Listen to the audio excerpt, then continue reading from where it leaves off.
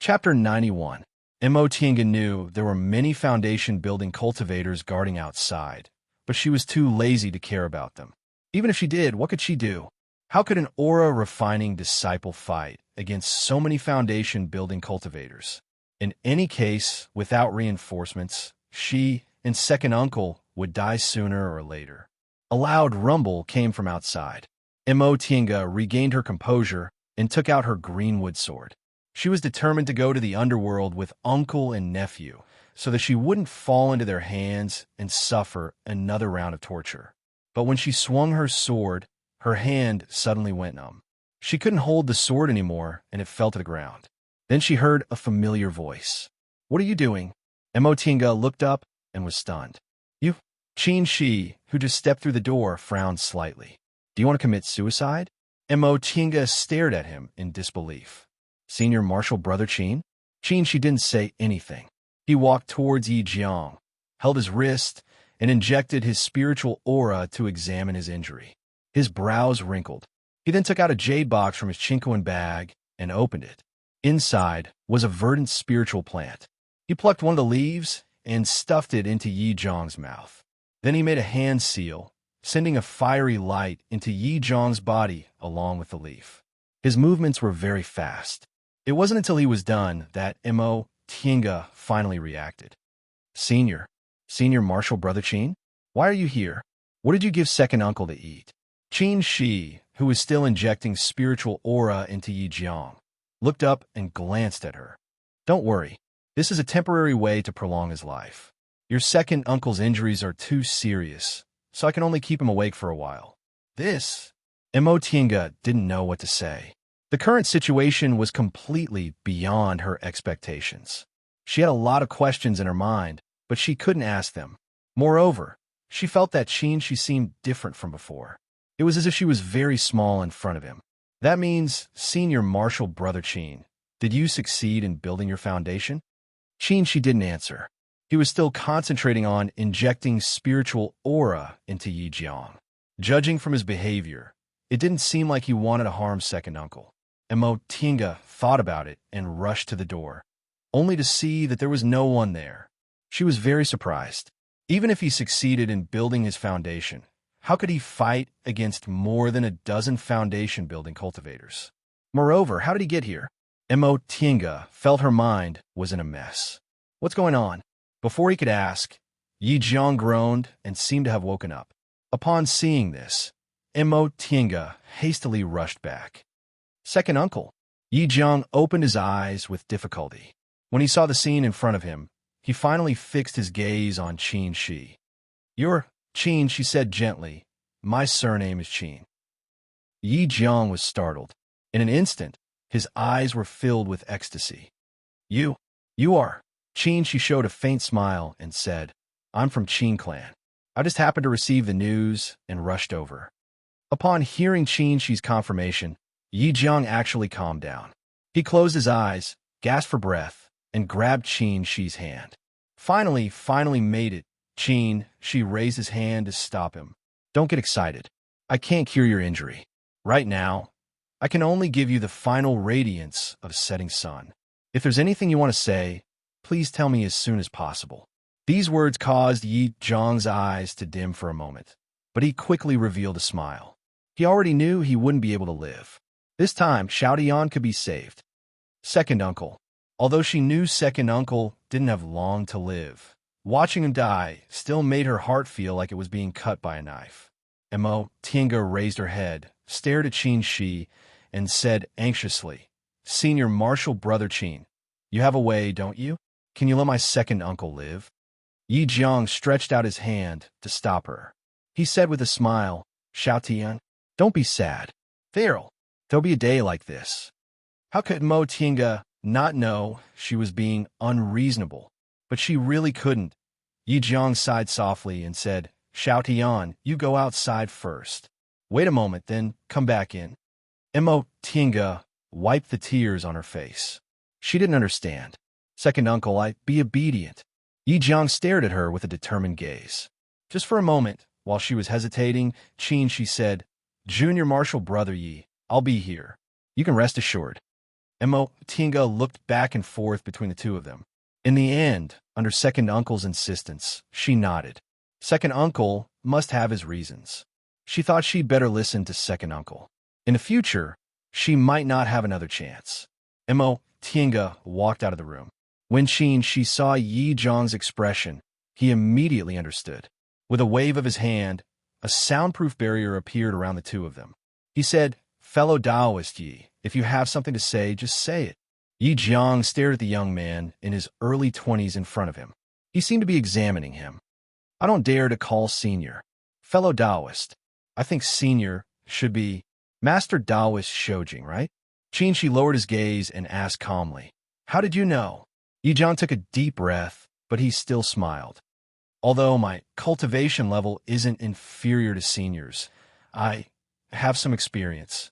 Senior suppressed your cultivation level to the foundation building realm, but your technique is actually something only core formation seniors can do." Seeing how difficult it was for him to speak, Qin once again transferred a bit of spiritual aura into Yi Zhang's meridians. He said, "Your brother is my friend in times of adversity. Since you're his younger brother, you don't need to call me senior." Upon hearing this, Yi Zhang slightly relaxed, but he still didn't change the way he addressed Qin. "So, senior doesn't mind what happened in the past." Qin just smiled. "I can understand what you're thinking. Besides, why would I bicker with juniors over such trivial matters?" Yi Zhang finally felt relieved after receiving confirmation. He closed his eyes and gasped for breath for a while. When he calmed down, he once again said, "Please forgive Junior's rudeness. Does Senior have a good impression of Xiaodian?" Once Yi Jiang said this, a hint of sharpness appeared in Qin's eyes, but he still said calmly, "What do you mean?" How could Yi Jiang not know Qin? She was slightly angry. However, he didn't panic. He still said slowly, "Senior, don't misunderstand.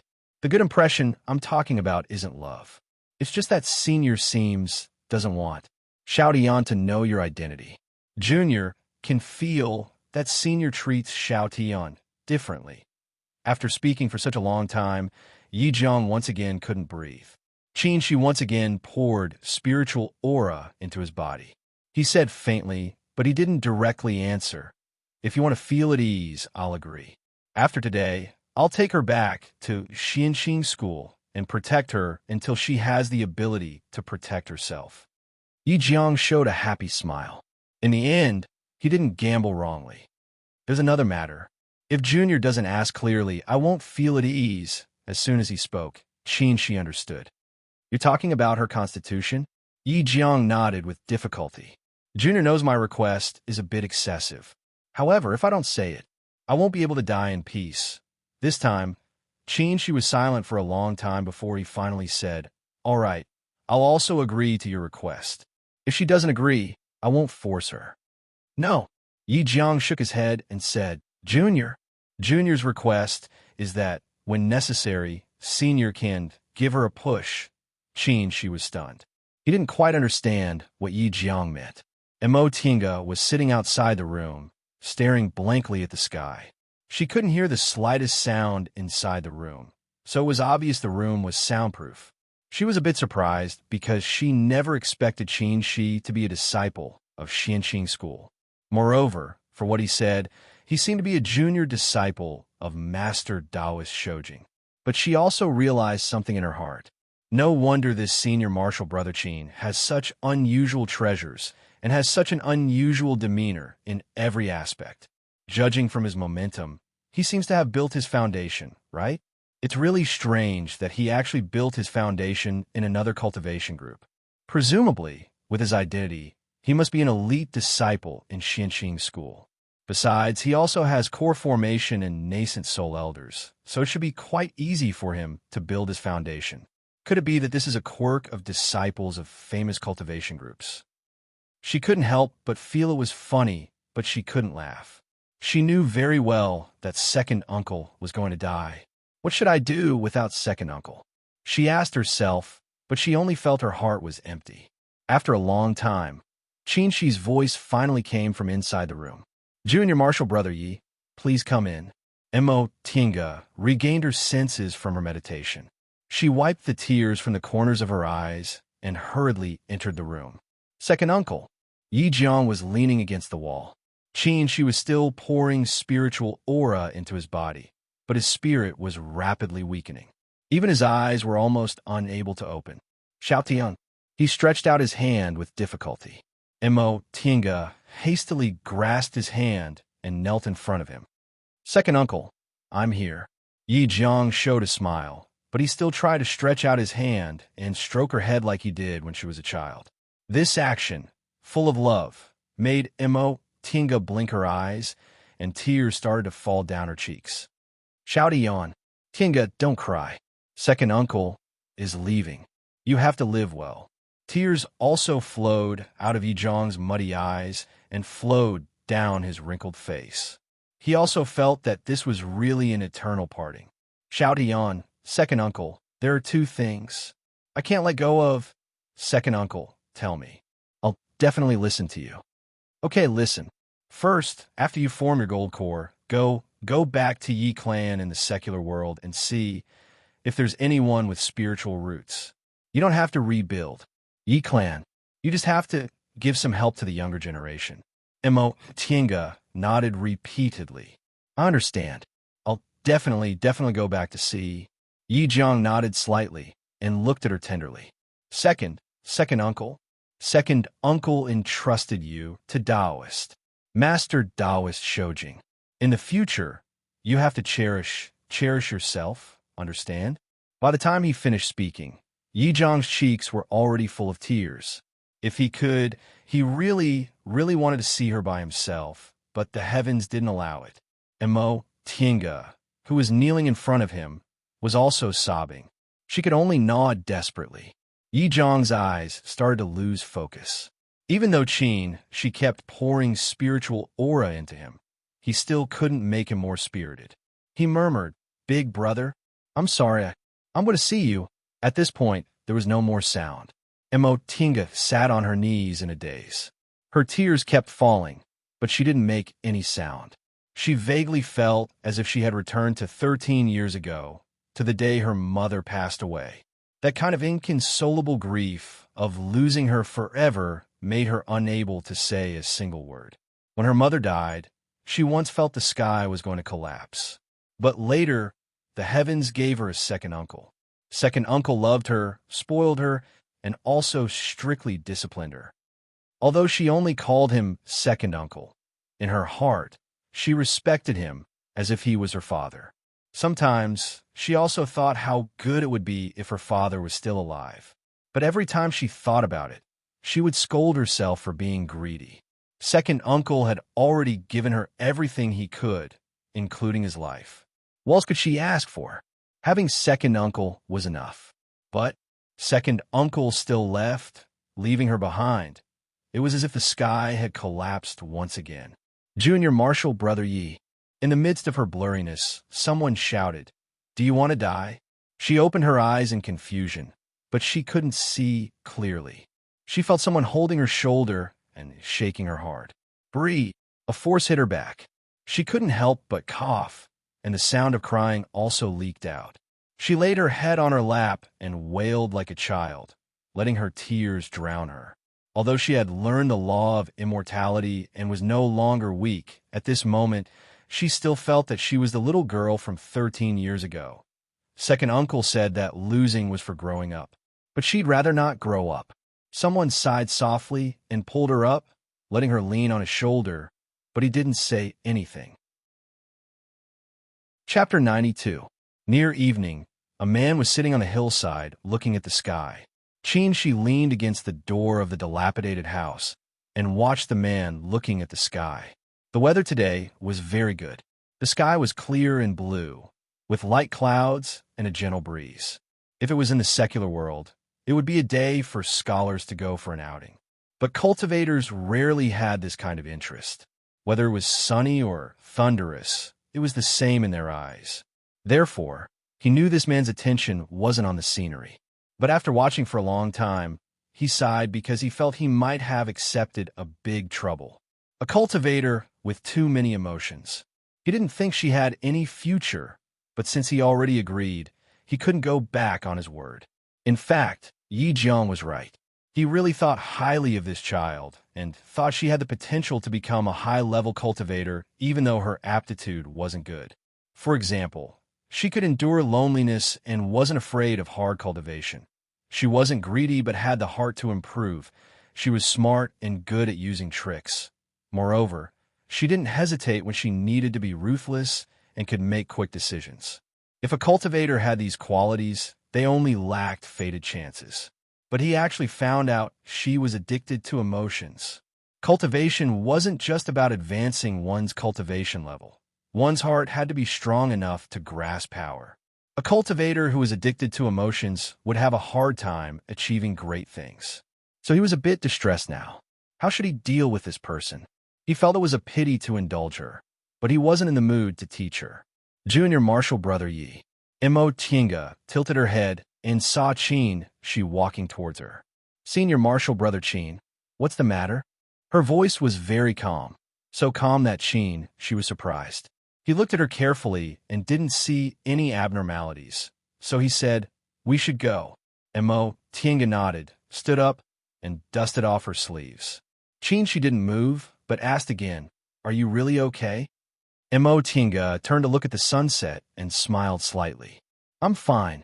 She didn't look like she was sad. Qin Shi thought about it. Except for that day, she really hadn't cried again, so she probably wasn't forcing herself. He said, do you have anything else to prepare? Mo Tiange was silent for a while. She seemed to be thinking about a lot of things, but in the end, she just sighed softly and said, it's nothing.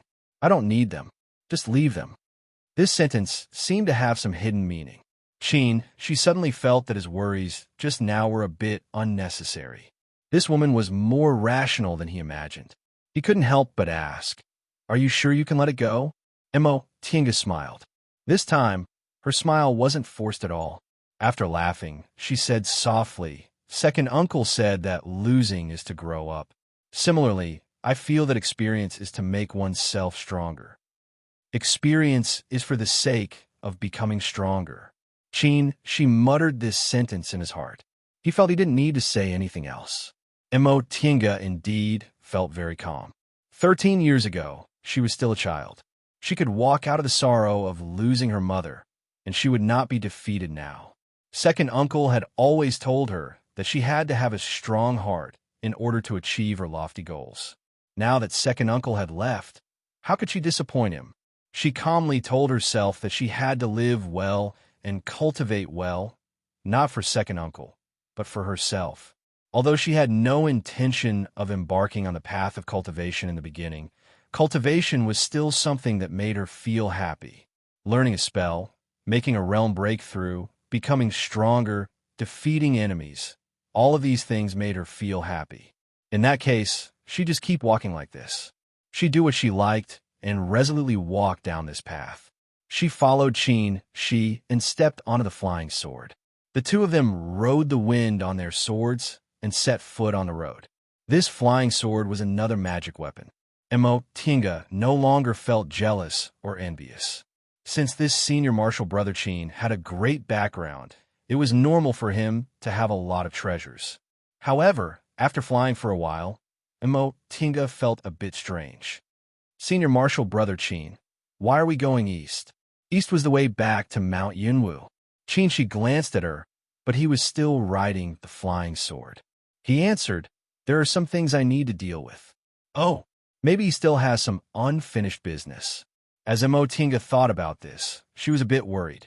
That day, when more than a dozen foundation-building cultivators retreated, Qin Shi spoke vaguely, so she didn't know the inside story. However, even if he could make more than a dozen foundation-building cultivators retreat, could he do the same to core formation cultivators from Mount Yunwu? She clearly understood that she'd thoroughly offended Branch Master Jiang. Jiang Chengxian wasn't only his direct descendant, but he was also his only bloodline.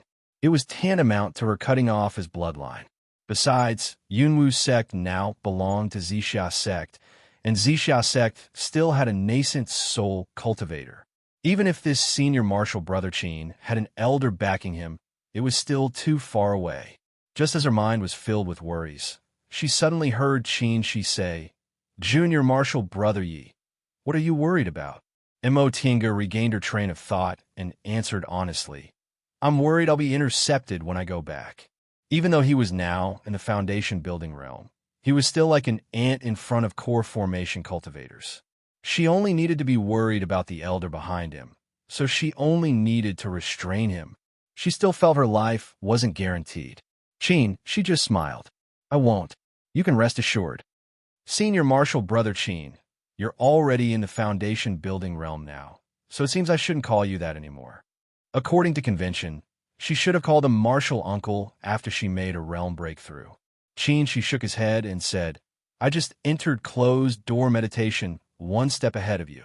You're already well equipped now, so building your foundation is only a matter of time. There's no need to be so troublesome. Nevertheless, Tinga didn't have the same confidence as him. She said with disappointment and frustration, my second uncle was able to build his foundation because my father used medicinal pills to help him. Second uncle said he used no less than 5 foundation building pills to build his foundation. My aptitude isn't as good as second uncle's, so building my foundation, I'm afraid it won't be something that can be done in 1 or 2 years. In fact, she was already prepared to spend 10 to 20 years. If she still couldn't build her foundation, she would continue to fight for foundation building pills until she succeeded. Rest assured, when you arrive at Xianqing School, you'll naturally have the guidance of the school's elders. Building your foundation isn't that difficult. Besides, we've been in the same school for 3 years, so we've already gotten used to calling each other that. There's no need to change it. Since he said that, Tinga felt too embarrassed to refuse, so she didn't say anything more.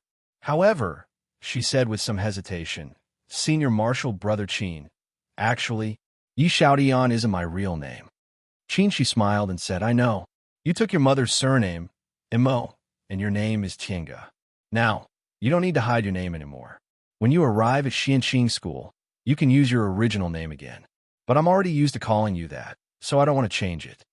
She always kept his distance from other people and rarely showed such a casual and lively side. Tinga couldn't help but smile. Then I'll follow Senior Marshal Brother Chin's wishes. At this time, the master of Mount Yunwu, whom Tinga was worried about, wasn't in Mount Yunwu. The stone door of the Immortals Cave opened, and a young girl with a foundation building cultivation level came out. She bowed to Branch Master Jiang, who was waiting on the side, and said, Grandmaster invites Branch Master Jiang in. Branch Master Jiang, who was waiting impatiently, was overjoyed when he heard what she said. He politely bowed to the girl, then followed her into the Immortals Cave. A skinny Taoist was sitting on a praying mat in the center of the Immortals Cave. When Branch Master Jiang saw this person, he immediately bowed and saluted him. Greetings, Grand Supreme Elder. After a long time, the Taoist finally uttered an N and opened his eyes. Sit. Branch Master Jiang respectfully saluted him, then sat down. Speak. What's the matter? This Taoist's attitude was somewhat indifferent, but Branch Master Jiang didn't dare to show the slightest bit of disrespect because this seemingly unremarkable Taoist was actually a nascent soul cultivator. Grand Supreme Elder, it's about that previous matter. Disciple wants to ask you to make a decision. After Branch Master Jiang finished speaking, he stared anxiously at the Taoist in front of him, but the Taoist didn't even spare him a glance.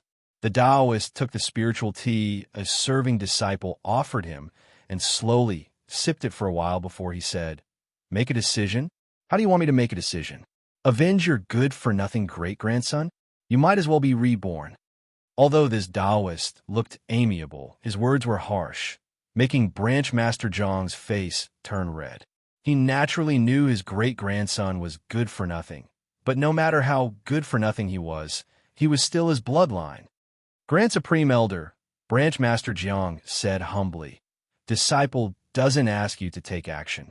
I only ask you to allow me to take revenge. Disciple only has this one great-grandson.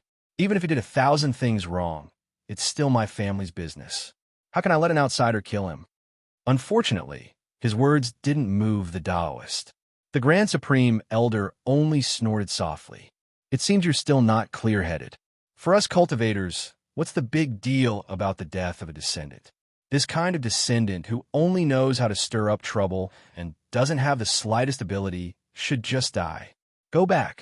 Don't mention this matter again in the future. Grand Supreme Elder. Seeing that Branch Master Jiang didn't listen, the Taoist's eyes revealed a fierce look. What? Are you complaining that I didn't help you? Branch Master Jiang promptly lowered his head, but didn't refute. The Taoist snorted and said, Fine, I'll explain it to you clearly.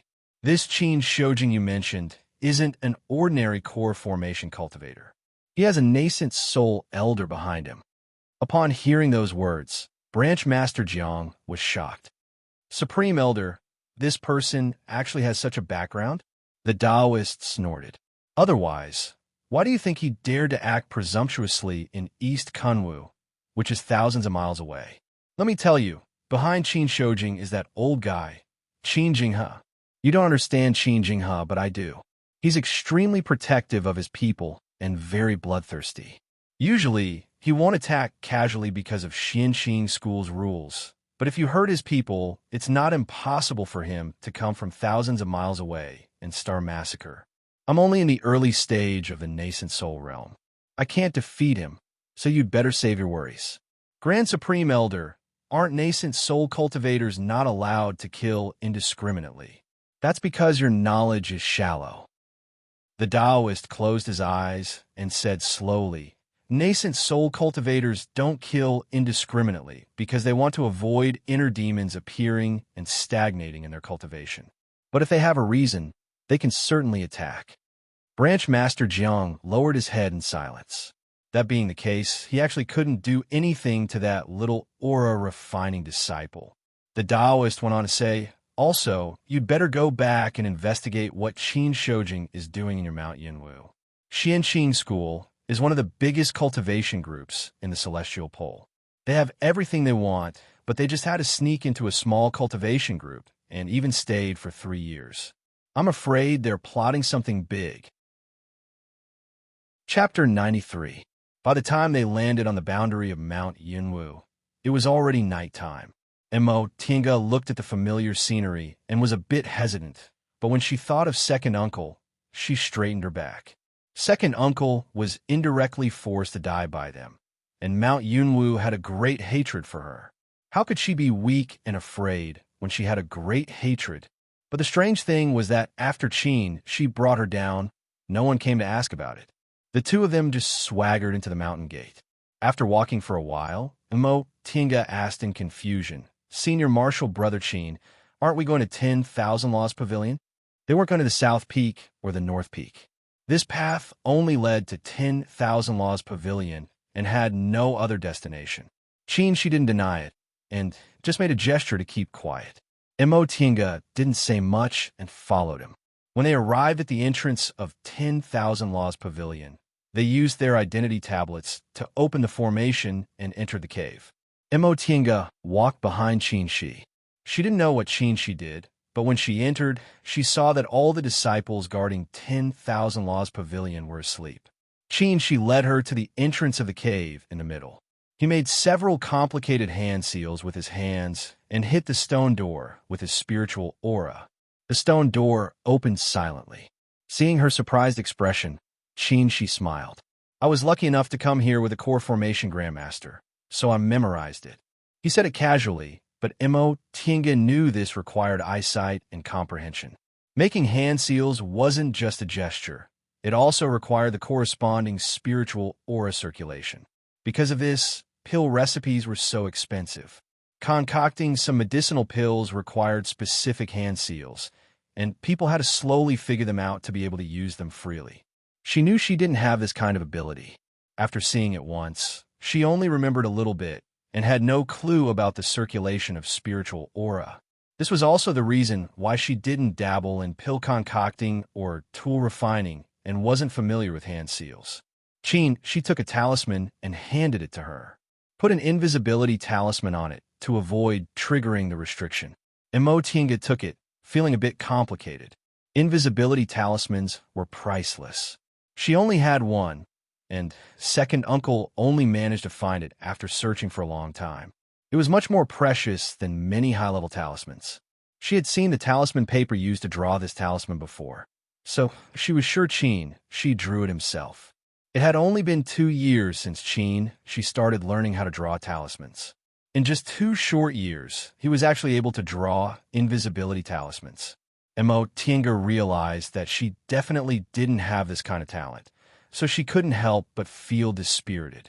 There were too many people who were more talented than her. It really wasn't easy for her to have some achievements. This cave was slightly smaller than the ones aura refining disciples could enter, and there weren't many things inside. Most of them were grotesquely shaped objects. On the contrary, there weren't many jade slips, and there was only one bookshelf filled with books. Furthermore, there was also a restriction placed on top of it. Tienga was apprehensive about these restrictions, so she just looked at them and didn't dare to make a move. Shi, on the other hand, didn't care at all. He rummaged around and threw whatever he liked into his chinquin bag. Unexpectedly, none of the restrictions were triggered. Upon seeing his behavior, Tienga felt it was absurd. Did this senior martial brother Qin sneak into Yunwu's sect just to be a robber? Before long, Shi stopped. Aside from the things he put away, there were still several things in his hand. He directly threw them to her and said, "This place is only accessible to core formation cultivators and above. These things might be useful to you, so take them." Tienga took them and silently put them into her chinquin bag. In any case, this was his good intention, so there was no need for her to refuse. After erasing all kinds of traces, the two of them quietly left 10,000 Laws Pavilion. As for those disciples guarding 10,000 Laws Pavilion, they were in a trance for a moment. They never expected that while they were in a trance, the library cave that could only be opened by core formation cultivators in the sect was stolen. Without mentioning these disciples guarding the cave, she took Tienga and continued to walk on the unknown path. Tienga only knew this path led to the North Peak. However, judging from she's familiar appearance, he should have taken this path often. After walking for a while, the two of them finally entered the North Peak. Facing the North Peak's formation within a formation, she only took out an identity tablet and safely let her inside. After several turns, when a building finally appeared in front of them, Tienga couldn't tell north from south anymore. She still quietly broke the restriction and led her into a garden. Once they entered, their nostrils were filled with the fragrance of medicinal herbs, and their bodies were overflowing with spiritual aura. As it turned out, this place was actually a medicinal garden. She still asked her to stand on the side, but this time he didn't look around. Instead, he picked several spiritual fruits or spiritual plants with a specific target before he took her out of this medicinal garden. Tienga finally understood. This senior martial brother Qin was simply here to steal something in passing. He wasn't familiar with 10,000 Laws Pavilion, but he was familiar with this medicinal garden. Several years ago, he received the appreciation of a foundation building cultivator in the North Peak and got a job in the concocting room. He must have taken a liking to these spiritual plants long ago and seized the opportunity to steal them. This made her very speechless. The image of the cold but gentlemanly senior martial brother Qin had completely collapsed. After picking the spiritual plants, Tienga silently followed him and continued walking, wondering which unlucky places he had taken a liking to. A quarter of an hour later, she was dumbfounded. Although she was mentally prepared, she still didn't expect that the next place would be Guiyuan Hall. What kind of place was Guiyuan Hall? It was the residence of Yunwu Sect's sect head. Every generation of sect heads lived in Guiyuan Hall when they were in power. The last sect head, Fang Dingwei, was killed in Zixia sect, so Branch Master Jiang lived here now. She never expected she would be so bold. Now, she could only brace herself and quietly follow him into Guiyuan Hall. Inside Guiyuan Hall, there were restrictions everywhere. She didn't know how he did it, but as they walked, these restrictions seemed to exist in name only. They weren't triggered at all. Moreover, they weren't discovered by the disciples guarding the hall. She knew she must have done something, but these methods were usually secret techniques, so she didn't ask him about it. The two of them walked back and forth in Guyuan Hall, avoiding several groups of disciples guarding the hall. In the end, they unexpectedly entered a stone passage through a restriction. Even if Mo Tienga didn't know much about Guyuan Hall, she knew this kind of protection was definitely an important place. However, she didn't think about it anymore. Although she was bold and reckless, he was also capable. She couldn't see what kind of restriction it was, but it was easily solved by him. The stone passage behind the restriction was winding for an unknown length. The two of them walked for a long time, but they still didn't reach the end.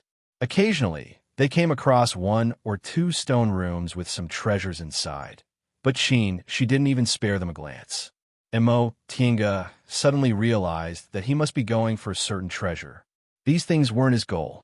After walking for a while, they finally arrived in front of a stone room. She suddenly raised his hand to stop her. Then he took out a peach branch from his Chinquan bag. The green leaves on the peach branch looked like they were new, and the peach blossoms looked like they had just been plucked from the tree. He muttered a few words, then waved his hand. The peach branch stood on the ground, emitting a burst of fragrance. Then, a barrier slowly appeared around the two of them. "Senior Marshal, Brother Chin?" Mo Tienga called out in a low voice. She just raised his index finger, signaling her not to speak. The two of them stood in the passageway of the stone room for a while. Then, Mo Tienga heard voices coming from the stone room. "Senior Marshal, Brother Lin, what do you think of this Nine Dragons cauldron?" This voice, it's Branch Master Jiang. Mo Tienga raised her head to look at Qin Shi, hoping he could explain what he was doing. Branch Master Jiang was here, and there seemed to be another core formation cultivator. Were they courting death by squatting here? However, Qin Shi just shook his head at her without saying anything. After a moment of silence, they heard another voice. This person said bluntly, "What do you want?" Branch Master Jiang let out a hollow laugh and said, "Senior Marshal Brother Lin, you're now the Branch Master of Jindao School, and I'm a master of Mount Yunwu. We're in the same situation, so we should be more intimate." The other person snorted. This old Taoist doesn't dare to be mentioned in the same breath as Branch Master Jiang. You're the great hero of Zixia sects, merging with Mount Yunwu. I, Lin, am just an old Taoist who doesn't know how many years I've left to live. I'm afraid I'll shorten my lifespan if I get too close to you. His words were sarcastic. Mo Tienga felt that this voice and attitude seemed a bit familiar. Right? Wasn't the Taoist who led Jindao School's team during the foundation building pill trial the Branch Master of Jindao School? Mo Tienga also heard some gossip about this matter later. This Taoist Lin was the former head of Jindao School. Later, when his lifespan was about to end, he passed on the position of head to school head Jin. Unexpectedly, Jindao School suffered a great disaster due to the change in Zixia sect, and school head Jin and several core formation cultivators died. Jindao School was really weak and couldn't compete with Zixia sect, so the former head could only plead with Zixia sect. Jindao School voluntarily joined Zixia sect and asked them to stop the purge. Later, Zixia sect felt that his reputation was high enough and his lifespan was about to end. Since he could buy people's hearts and wasn't afraid of any mishaps, Zixia sect appointed him as the branch master of Jindao School. This retired former sect head could only stand in front of the storm again. This branch master Lin only became the branch master appointed by Zixia sect for the sake of the other disciples of Jindao School. So he naturally looked down on branch master Jiang, who relied on Zixia sect and betrayed Yunwu sect. His words were also extremely harsh. However, because of his extremely high reputation, even Zixia sect respected him very much. So Branch Master Jiang didn't dare to offend him. At this point, they obviously didn't see eye to eye. Sure enough, Branch Master Jiang only chuckled, then changed the topic. "I won't hide it from Senior Marshal Brother Lin. Junior Marshal Brother has encountered a difficult matter and wants to ask Senior Marshal Brother Lin to help me." Branch Master Lin didn't seem surprised at all. "Is it about that great-grandson of yours who had ill intentions toward the female disciple of your school and lost his life?" "Yes, the person who killed my great-grandson was unfortunately rescued by someone. That person was..." When she heard this, Mo Tienga suddenly felt her head go numb and her body went limp. She gently propped her up against the stone wall and heard Branch Master Lin's voice coming from inside the stone room. Branch Master Jiang, I can't accept this 9 dragons cauldron of yours. Branch Master Jiang hastily said, Senior Marshal Brother Lin, I'm not asking you to kill that person. I just want you to trap him so I can have a chance to take revenge. Branch Master Lin only snorted coldly. There's no need to mention this matter again. Even if I have that ability, I won't do it. Do you think I don't know that there's a nascent soul cultivator behind this person? Senior Marshal Brother Lin, Xianqing School is thousands of miles away. Branch Master Jiang. Branch Master Lin suddenly shouted fiercely. You should take revenge on your own. Do you want to bring calamity upon my Jindao school? I can't accept this 9 dragons cauldron. We don't see eye to eye, so let's call it a day. There's no need to see us off. Not long after he finished speaking, the stone room's door was suddenly opened. An old Taoist angrily walked out, followed by Branch Master Jiang. He was angry but didn't dare to turn hostile. The two of them left as if they couldn't see Qin, Shi, and Imo Tiange, who were stuck against the stone wall. However, before Branch Master Lin left, he seemed to cast a glance in their direction. After a while, Branch Master Jiang turned around with an angry expression on his face. However, when he stepped into the stone room, he discovered that a young man was already standing inside. With an aghast expression, he immediately took out his magic weapon and shouted, Who are you? The young man showed a faint smile, but didn't answer. He leisurely took out a sword from his chinquin bag and unsheathed it. The sword was completely golden, and flames were dancing on its blade. Its momentum was astonishing. 3 Yang Real Fire Sword. Chapter 94. When she woke up, Imo Tiange was a bit confused. She slowly recalled what happened before she fainted and jumped up in shock, looking around nervously. This seemed to be a room in an inn. The furniture was simple, the floor was gray, and the quilt had a slightly moldy smell. Junior Marshal Brother Yi, you're awake? Imo Tiange turned her head and looked in the direction of the voice. Qin, she was sitting at the table in the outer room. He seemed to be drawing talismans with his back to her, and it didn't look back. Seeing this scene, she felt a bit relieved. Qin, she looked so relaxed, which meant they should be fine. However, she was a bit confused. Senior Marshal Brother Qin, were we discovered? Qin, she put down the brush, burned the broken talisman paper, and answered, No, I knocked you out. Huh? She was even more confused. He didn't explain. He put away the paper and brush on the table and said, Since you're awake, let's go in a bit. Imo Tiange nodded in bewilderment. She thought that since he was able to escape from 2 core formation cultivators, he probably used some kind of secret technique, so it wasn't convenient for him to tell her. However, she always felt that Qin, she was very strange. He could always do things she thought were basically impossible, but his attitude was too calm. It made her want to doubt him, but she also felt that she was being too paranoid. Maybe it's because he has a high-level cultivator elder, so he has too many treasures? Oh, right. Qin, she took out several things from his chinquin bag and threw them to her. I got these yesterday. Take them. Imo Tiange took them. They were soft armor and a jade ruler.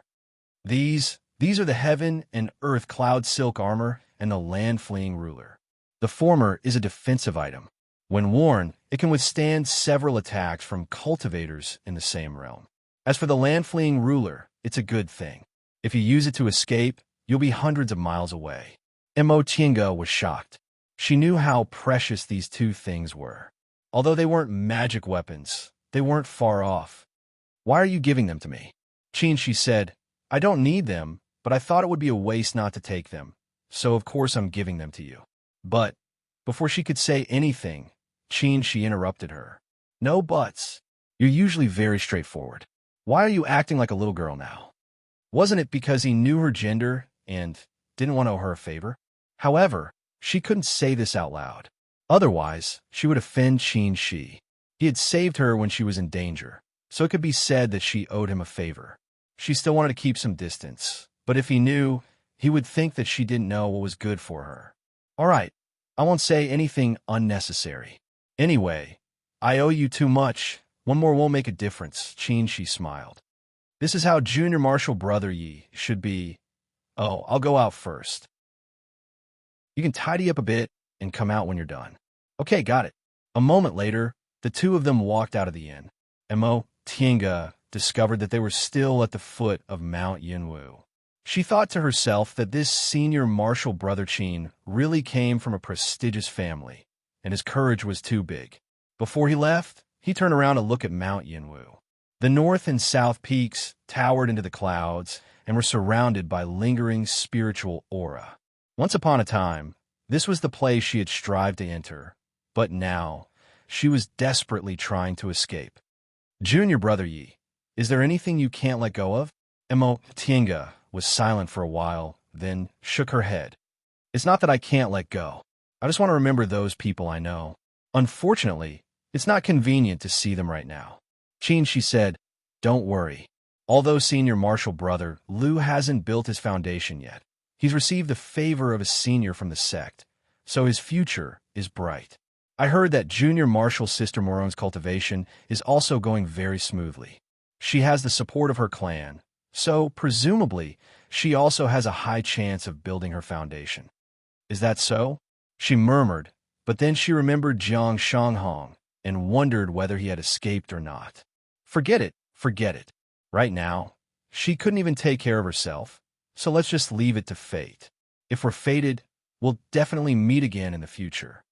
Senior martial brother Qin, let's go. Several days later, two people landed in the small market square of Huanshan Dock. They were Mo Tienga and Qin Shi. Huanshan Dock was located northeast of Mount Yunwu, so it wasn't on the way. However, Mo Tienga wanted to deal with some matters, so Qin Shi agreed. So the two of them took a detour to this place. The two of them first went to the small shop Tianxiao opened. Sure enough, the door was closed. Just as Mo Tienga was about to push the door open, a person walked out of the small shop next door and shouted, Master Immortal, you can't enter. Mo Tienga turned around. It was a mortal dressed as a shop assistant. She frowned and asked why. The shop assistant hastily saluted them and said with a respectful expression, Master Immortal, it's not that this lowly one doesn't want to let you in. It's that our market square's steward's hall has sealed this shop. Sealed? What did that mean? The shop assistant observed her expression and answered, Yes. Master Immortal, you're not from here, right? Something happened to this shop, so it's been taken away by the steward's hall. It hasn't been rented out yet, so it's empty. Oh, Mo Tienga frowned and asked, What about the original owner of this shop? Upon hearing her question, the shop assistant sighed and said, To tell you the truth, the husband and wife who originally opened this shop are both dead. Mo Tienga already knew about this, so she just asked, What about their corpses? Her question was too direct, so the shop assistant was full of questions, but he didn't dare to say anything. He answered, This lowly one doesn't know. I only know it was handled by the steward's hall. Where's the steward's hall? Oh, you can go straight from here. You'll find the biggest room. Mo Tienga nodded, then took out a piece of gold and threw it to the shop assistant. The shop assistant only came out to answer a few questions, but he unexpectedly received such a big piece of gold. He immediately beamed with joy and repeatedly said, Thank you, Master Immortal. Thank you, Master Immortal. The two of them turned around and walked for a short distance before they successfully found the steward's hall. Fellow Taoists, is there something you need? There is only a second layer, aura, refining cultivator guarding the steward's hall. He was drinking wine while asking them questions. His attitude was extremely impatient. Mo Tienga frowned when she sensed the smell of alcohol coming from the man's body. Is this the steward's hall? The cultivator burped and looked at them from the corner of his eyes. However, he didn't correct his attitude because of their cultivation levels. He pointed the wine bottle outside the door with his hand and said with his eyes closed, If you don't know, then come back after you've seen clearly. Mo Tienga was a bit annoyed, but she was still patient. Just as she was about to ask, Qin Shi took a step forward, threw a handful of spirit stones on the table, and said coldly, We have something to ask you. Upon seeing the spirit stones on the table, the man's eyes immediately lit up. When he finished speaking, his attitude immediately changed.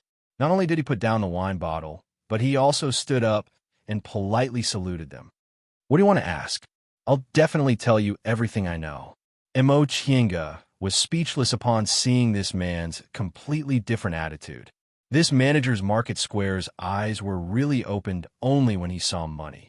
He clearly knew their cultivation levels were much higher than his, but he was indifferent to them. Now that he saw money, he immediately became polite. Mo Tienga directly asked, "A few days ago, a husband and wife died in your market square. May I ask where their bodies are?" Upon hearing her question, the man pondered for a moment, then answered, "Fellow Taoist, you're talking about the one surnamed Meng, right?" Mo Tienga nodded. "Yes. How did you deal with their funeral?" "About that." The man raised his eyes and carefully sized her up.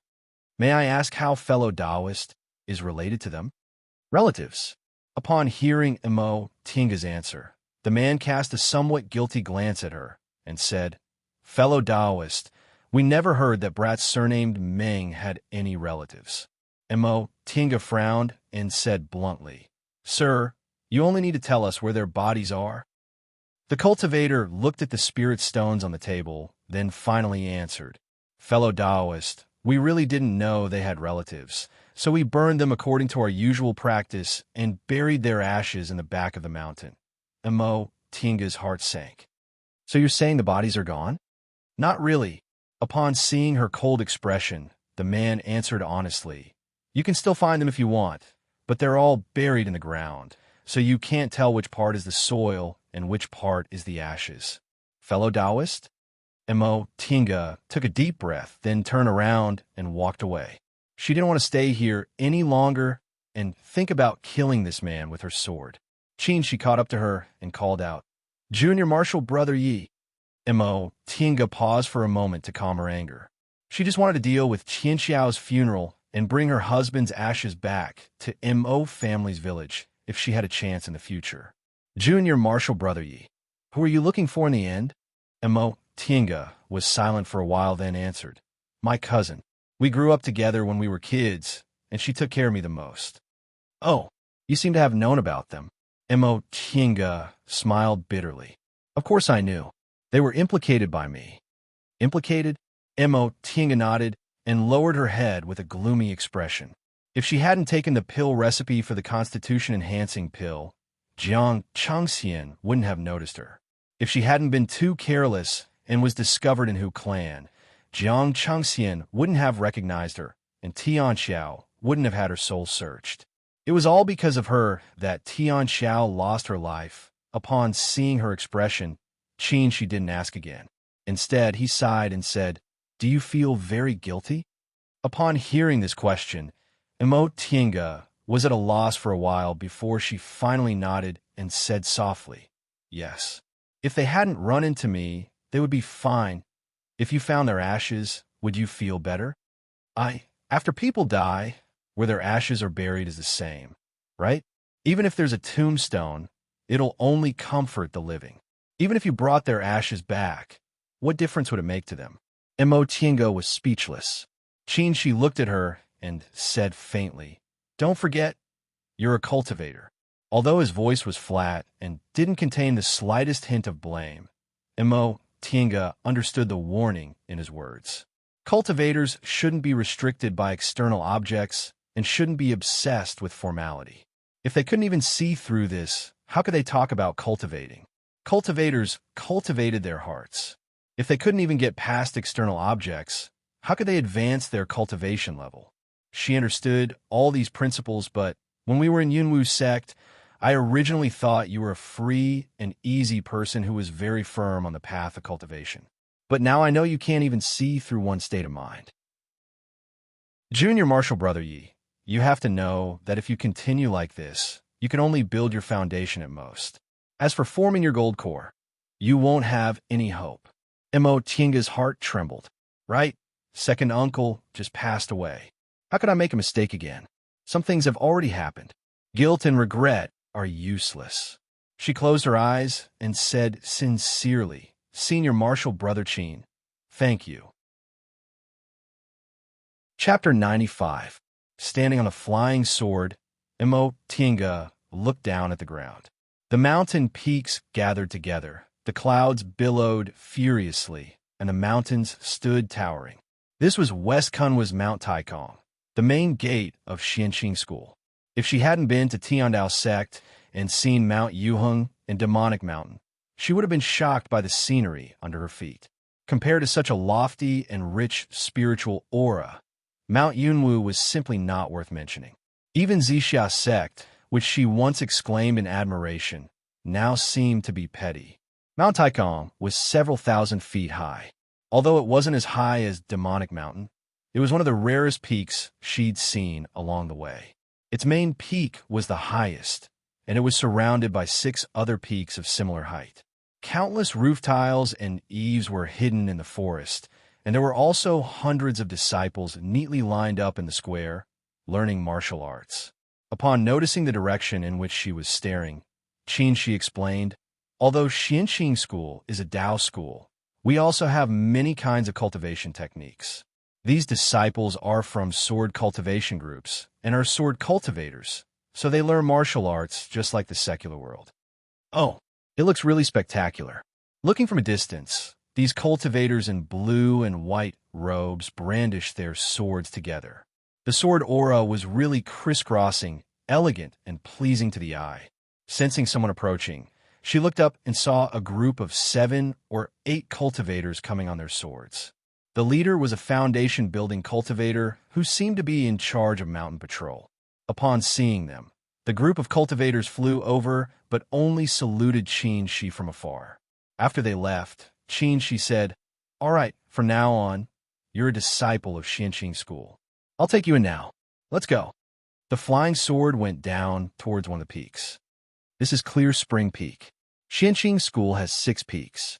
The disciples of each peak usually cultivate on the side peaks and go to the main peak to listen to Tao. You only need to memorize the general terrain of Clear Spring Peak. We only go to the main peak occasionally.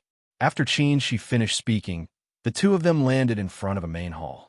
She was still looking around when a female cultivator came out of the main hall. As soon as she saw them, she looked pleasantly surprised and was about to call out, "Feng Xue, come here." The female cultivator swallowed the words she was about to say back into her stomach. Full of questions, she walked over and bowed. Qin first said to Mo Tiange, "This is our Clear Spring Peak's supervising disciple and also Martial Uncle Xuanin's inner disciple, Luo Fengxue." Right after he said that, he said to Luo Fengxue, "It's been 3 years, but you still haven't built your foundation?" Upon seeing his expression, Luo Fengxue blinked her eyes, then very cleverly called out, "Martial Uncle." Qin showed a faint smile and said, "Yes, now you have to call me Martial Uncle." "Oh." Luo Fengxue's eyes wandered back and forth. She then said with a smile, "Martial Uncle, why did it take you so long to come back? Grandmaster misses you very much." Qin didn't answer. Instead, he pointed at Mo Tiange and said, "This is the junior martial sister who just entered the school. Take her to the register first. Later, we'll make arrangements." "Oh, I see." Luo Fengxue looked at Mo Tiange with doubt on her face. In the end, she just smiled and said, "Junior martial sister, what's your name?" This was the first time someone called her junior martial sister, and Luo Fengxue happened to be wearing men's clothes. For a moment, Mo Tiange didn't know how to greet her. In the end, she could only answer first. "Senior martial sister Luo, my name is Mo Tiange." "Tiange?" Luo Fengxue called her name. She immediately pulled Mo Tiange's hand affectionately and said, "Don't call me senior martial sister. Everyone calls me by my name. You can also call me Fengxue." This, seeing that Mo Tiange was completely at a loss when faced with Luo Fengxue's enthusiasm, Qin couldn't help but smile. He said, "Junior martial brother Yi, I'll report your matter to Grandmaster first. You can go with Fengxue." He then said to Luo Fengxue, "Fengxue, I'll leave her to you. You have to do your job well." Luo Fengxue smiled and said playfully, "I know. Martial Uncle, you haven't come back for a long time. You should go and pay your respects to Grandmaster first. I'll take good care of her." Facing the lively Luo Fengxue, She seemed to be somewhat helpless. Without saying anything, he waved his hand and left. Tienga watched as his figure disappeared. He didn't say anything else to her and didn't look at her again. Tienga's mood was a bit complicated. The journey from Mount Yunwu to Xianxing School was almost across the entire Kunwa mountain range. They walked for 2 whole months. During these 2 months, the two of them had become many times closer. Perhaps it was because Qin had been taught by a famous teacher since he was a child, but his knowledge was extensive. Not only did he tell her a lot of cultivation insights, but he also talked about a lot of things he had seen. In fact, his temperament wasn't as cold as it was when they first met. On the contrary, he was gentle and polite. When he talked, he made people feel like they were bathing in a spring breeze. Moreover, he helped her a lot. When she realized that she was starting to rely on him, she realized that the situation wasn't good. She made a prompt decision and distanced herself from him. She came from a prestigious school, and he also had a high-level elder. Even if they performed dual cultivation together, with her aptitude, she definitely wouldn't have any hope. So why should she be delusional? Therefore, when she realized that she was a bit moved, she rationally cut off. This was the first time she developed a different kind of feeling toward the person. Even she herself was surprised that she could make such a rational decision. However, she didn't feel like she was struggling because she never had such firm confidence that she would go further on the path of cultivation. She approached the highest Immortal's Cave on Clear Spring Peak. Although it was called an Immortal's Cave, it would be better to call it Palace. Although it was located in the belly of the mountain, the entrance was completely palace-like. When the disciple guarding the entrance saw him, he called out in surprise, "Marshal Uncle Shojing, you're back." He nodded and asked, "Is Grandmaster here?" The disciple answered, "He's here. Please come in." After stepping through the entrance, they saw that the ground inside was paved with spirit jades and the walls were made of strange stones. Although it wasn't dazzling with gold and jade, it had an indescribable air of nobility. Inside the main hall, a middle-aged man wearing a golden crown and a king's robe was reclining on a dragon-carved bed. A woman was massaging his legs, while another woman was peeling grapes for him. This middle-aged man, who looked like a secular emperor, was actually a nascent soul cultivator. After he swallowed the grapes the beauty brought to his mouth, he finally took the time to look at Qin Shi. "Where did you go this time? You actually didn't come back for 3 years. Huh? You recovered your cultivation level?" Qin Shi ignored the man's behavior, which was like that of a secular, incapable emperor. He picked up a chair, sat down, and poured himself a cup of tea. "What else could I have done? Of course, I was looking for spiritual medicines to treat injuries. I also took the opportunity to look for some body-refining techniques in preparation for my nascent soul formation." "Oomph."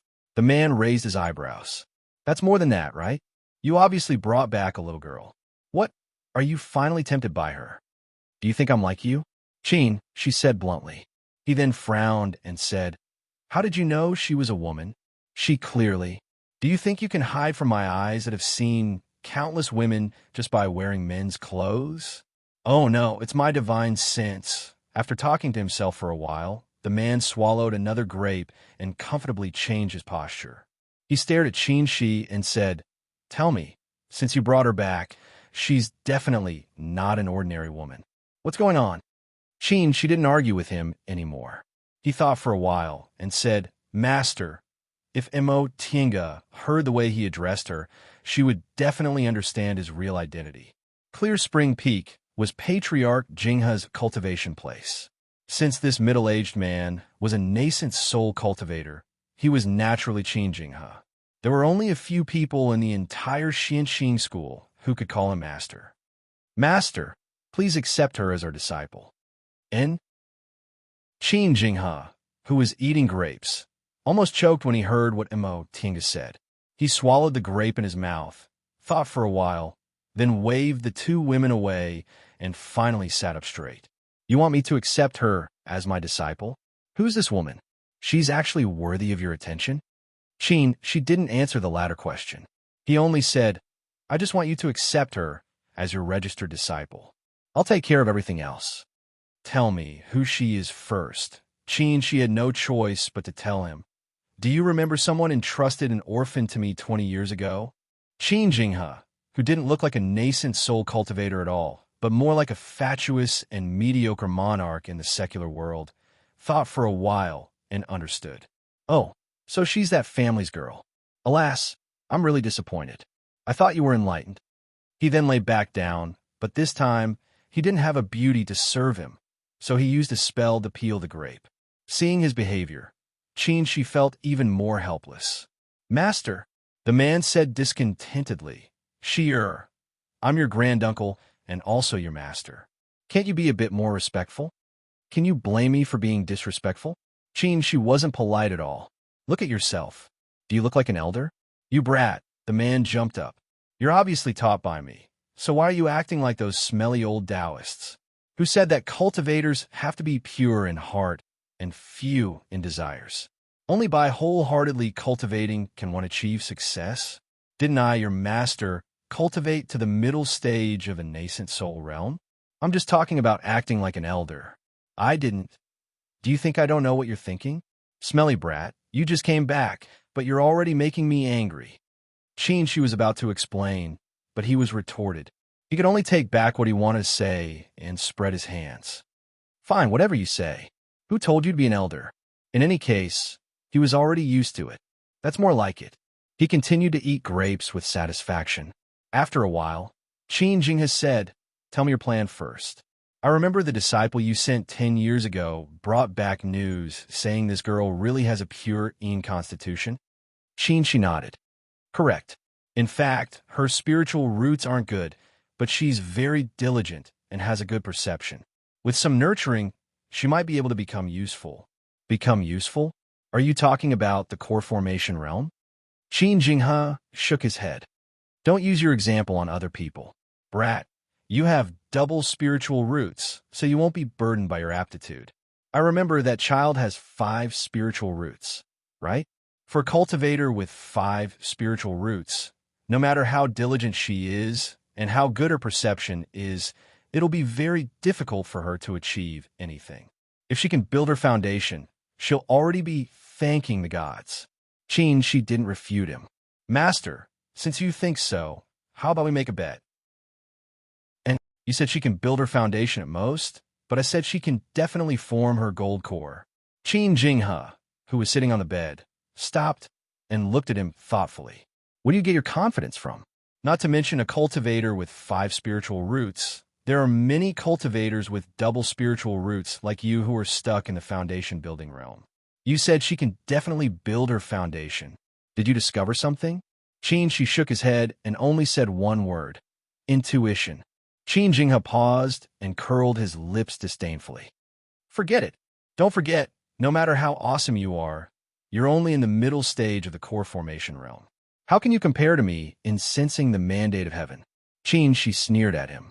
Master, are you really that awesome? I remember you said it would take me 200 years to advance to the core formation realm. What happened in the end? It only took me 70 years to form my gold core. I'm afraid I'll form my nascent soul in 200 years. Jinghe's face reddened, but in the next second, he said confidently, there are errors in sensing the mandate of heaven, okay? Don't be complacent. Forming your nascent soul in 200 years. How many years has it been since someone appeared in the celestial pole? I'm telling you, don't think forming your nascent soul is as easy as forming your gold core. Back then, I was already a genius, but I only formed my nascent soul when I was almost 400 years old. Then Master, you're betting she can't form her gold core? The topic changed too fast, so Jinghe paused for a moment and said angrily, Who said I was betting with you? Brat, go away. You're always scheming against me. Wait, I want to ask you what you want to do with her, not discuss her future with you. Don't change the topic. However, although this senior sister Luo was a bit naggy, she was quite capable. Following behind her, the matter of entering the sect was handled properly. It was no wonder that she could become a deacon disciple. These are your clothes. We aura refining disciples must wear it. However, aren't you going to build your foundation soon?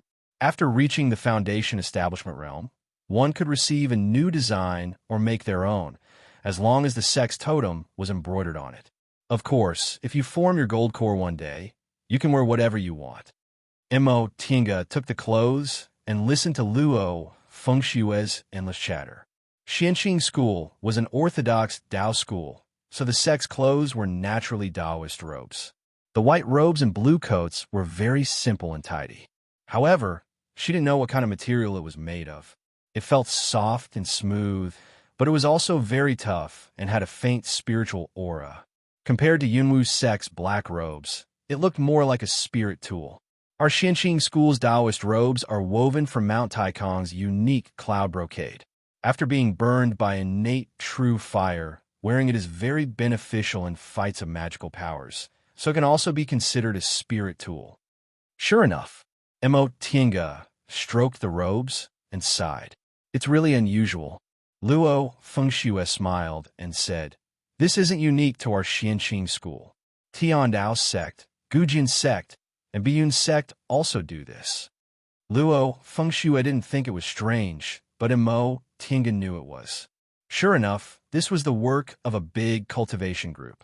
Not only was the Mountain Gate's spirit vein excellent, but the sect's strength could also be seen from its small details. Every disciple had several sets of clothes and had to change them frequently. There were at least several thousand disciples in the sect, and all of them were refined into spirit tools.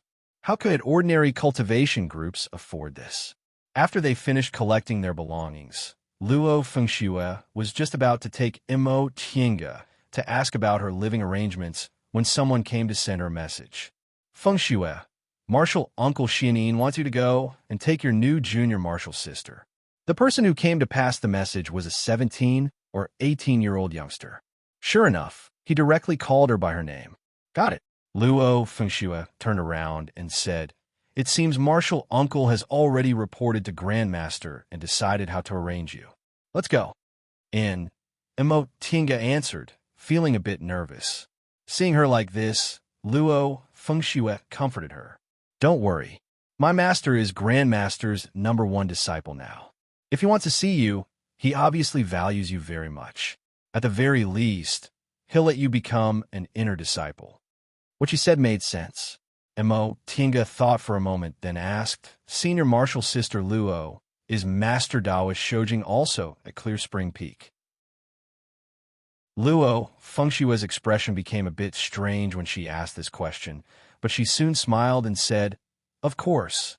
Marshal Uncle Shojing is Grandmaster's blood-related junior and also a direct disciple, so he's naturally at Clear Spring Peak. Why do you want to know this?"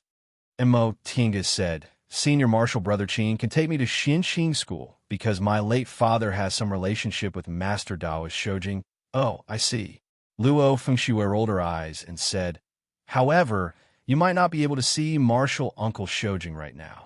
There's so many Marshal Uncles in Clear Spring Peak, but Marshal Uncle Shojing is the most hard-working in his cultivation. He rarely even comes out to give sermons. If he's not in closed-door meditation, he's wandering outside. Oh no, he's traveling. Even advanced inner disciples of core formation elders like us have a hard time meeting him." Mo Tinga wasn't disappointed. She said, "It's good enough that he accepted me into Xianqing School. Whether I can see him or not isn't important. Thank you for telling me, Senior Marshal Sister Luo. You're too polite. I already told you to call me Fengshue." Seeing that Luo Fengshue was trying to curry favor with her, Mo Tinga hastily said, "Senior Marshal Sister Luo, why do the core formation grandmasters in the school only call each other by their first names and not their surnames?" And Luo Fengshue was puzzled for a moment before she finally understood. She explained with a smile, "That's not it. Xianqing School is an orthodox Dao school, so we naturally have to follow Dao school rules. Aura refining disciples and foundation building disciples don't have titles before they succeed in their cultivation. However, once they form their gold cores, the school will grant them a Taoist name. In the future, they'll be called by their Taoist name. Only people close to them can call them by their real names. For example, my master's Taoist name is Xianin. His original surname is Ma, so people call him Ma Xianin. As for his real name, no one knows for a long time. I see. Also, core formation cultivators are called Master Taoist, but if they advance into the nascent soul realm, they'll be called Lord Taoist. My master's name in the outside world is Master Taoist Xianin, while my grandmaster is Lord Taoist Jinghe. Mo Tinga had never heard of such a form of address before, so she asked, "If I form my gold core one day, won't I still be called Mo Tinga?" A hint of amazement flashed in Luo Fengshua's eyes. She smiled and said, "If you form your gold core, the elders in the school will grant you a Taoist name. From then on, the disciples in the school will call you by your Taoist name. However, Tinga, since you're really confident, you must be extraordinarily talented, right?" Mo Tinga shook her head. "It's just an example. I haven't built my foundation yet, so how could I form my gold core? That's too far away." As they spoke, the two of them arrived at their destination. This place had green mountains and clear waters, and spiritual aura lingered in the air. It was indeed a good place to open an immortal's cave. Luo Fengshue used the identity tablet to open the restriction and led Mo Tinga directly into the cave. They bypassed the protective formation and pushed open the stone door. Before Luo Fengshue even entered, she already called out loudly, "Master!" Mo Tinga followed Luo Fengshue into the hall and saw a dignified Taoist in his 40s sitting inside. When the Taoist saw Luo Fengshue, he glared at her. "Why are you making so much noise?" Luo Fengshue wasn't afraid at all. She giggled and said, "Disciple just wants to see Master, right? Master, why are you still blaming me?" Upon seeing her mischievous smile, the Taoist felt angry and amused at the same time. "You're the only one who knows how to talk. All right, go to the side." With proper business in front of them, Luo Fengshue didn't dare to cause trouble. She obediently stood to the side and reported, "Master, this is the new junior marshal's sister, Mo Tinga. Did you ask me to bring her here because you want to accept her as your disciple?" The Taoist didn't answer and just shifted his gaze to Mo Tinga. Mo Tinga knew the person in front of her was Master Taoist Xianin, so she bowed and saluted him. "Junior Mo Tinga greets Senior Xianin. No need to be so polite." Master Taoist Xianin was very good-natured. He said gently, "Come here." Although this wasn't her first time seeing a core formation senior, it was her first time facing him directly. Mo Tinga was a bit nervous, but she still calmly walked towards him. Master Taoist Xianin reached out and grabbed her wrist. A gentle but thick spiritual aura immediately poured into her meridians. A moment later, Master Taoist Xianin was slightly surprised.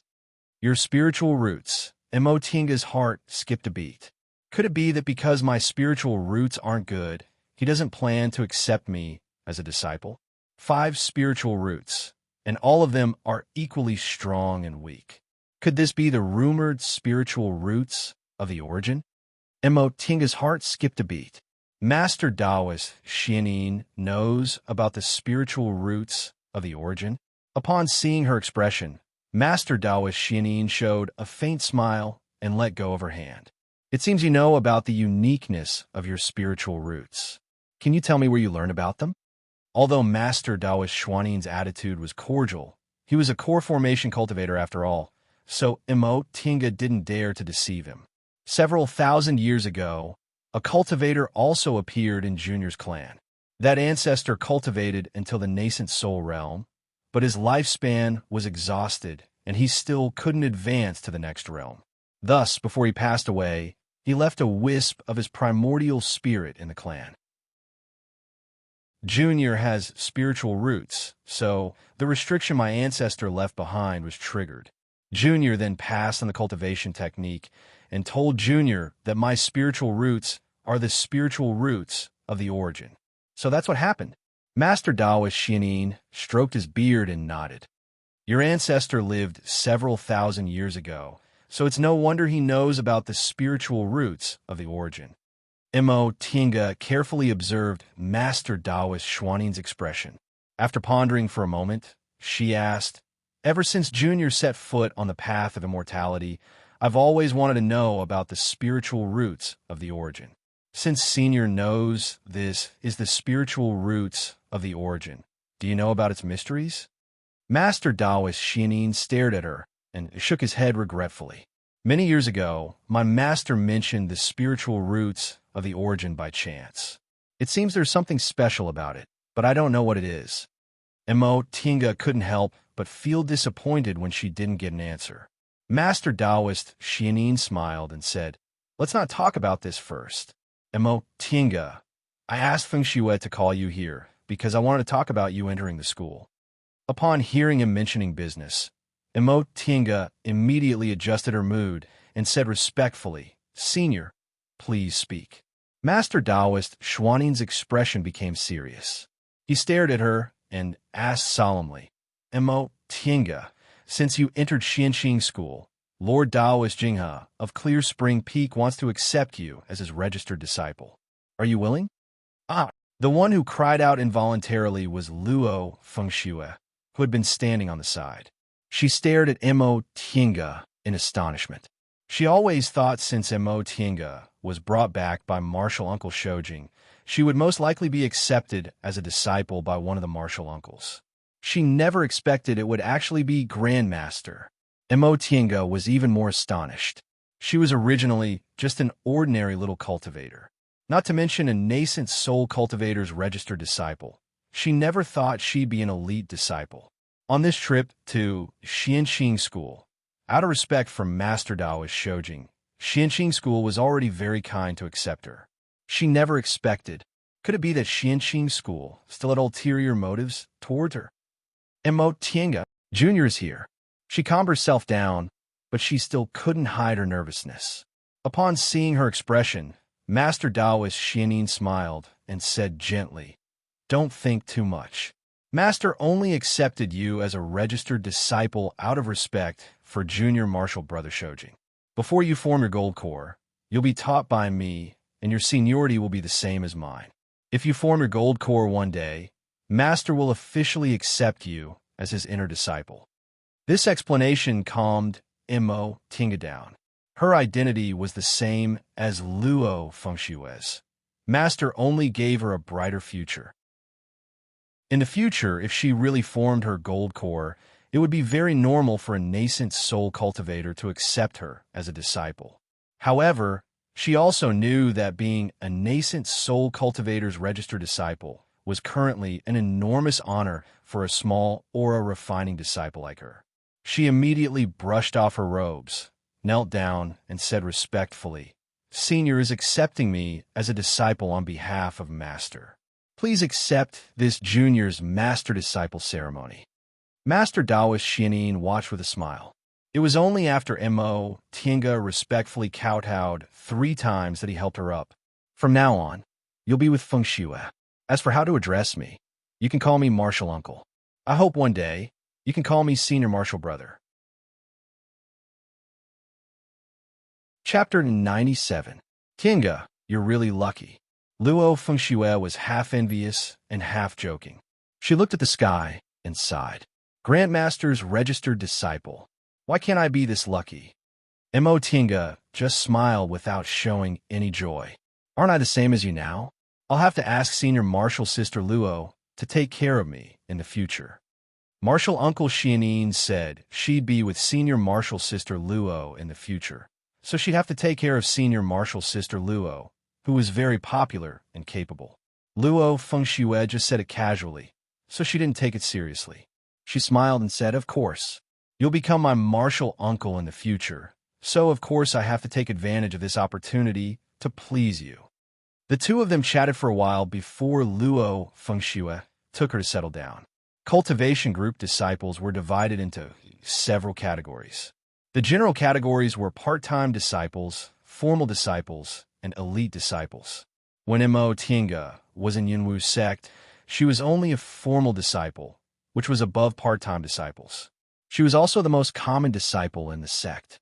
She didn't have a master, so she could only listen to a senior's lecture together with hundreds or even thousands of people. As for elite disciples, they were disciples who had a master. Although seniority was determined by cultivation level in the cultivation world, the seniority of a real master was strictly regulated and wouldn't change with the change of cultivation level. Therefore, although Luo Fengxue was in the aura refining realm like her, she could call a senior in the core formation realm martial uncle. Disciples with a master were divided into several categories. Those with the lowest status were registered disciples. Registered disciples couldn't be regarded as real disciples because masters wouldn't teach them personally. Therefore, Mo Tiange could only be with Luo Fengxue now, which made her one generation lower. However, because the one who accepted her as a registered disciple was a nascent soul cultivator, her status was naturally different. Even Master Taoist Xianin had to be polite to her. The most common ones were inner disciples. Those who were accepted by high-level cultivators were inner disciples and could receive guidance from their master. If their master was satisfied with their cultivation level, they would be promoted to an advanced disciple. Once they became an advanced disciple, their master would teach them some secret techniques and divine abilities, and they would be ranked in the sect. Master Taoist Xianin was ranked first among Lord Taoist Jinghe's advanced disciples, so he was called the first disciple. Finally, the closest to him were his direct disciples. Direct disciples could obtain their master's true teachings, and they were also their master's successors. Generally, there would only be one or two direct disciples among all the disciples. Right now, Mo Tiange was only a registered disciple. However, because her master had an extraordinary identity and status, Luo Fengxue arranged for Mo Tiange to live next to Master Taoist Xuanin's immortals cave together with her fellow martial sisters. Originally, Luo Fengxue wanted to introduce Master Taoist Xuanin's several martial sisters to Mo Tiange, but they were either out or in closed-door meditation, so she had no choice but to drop the matter.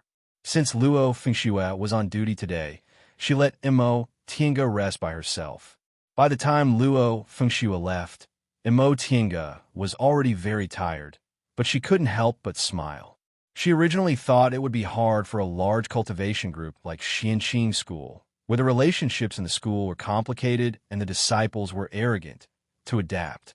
Unexpectedly, the first person she came into contact with, Luo Fengxue, was kind and enthusiastic.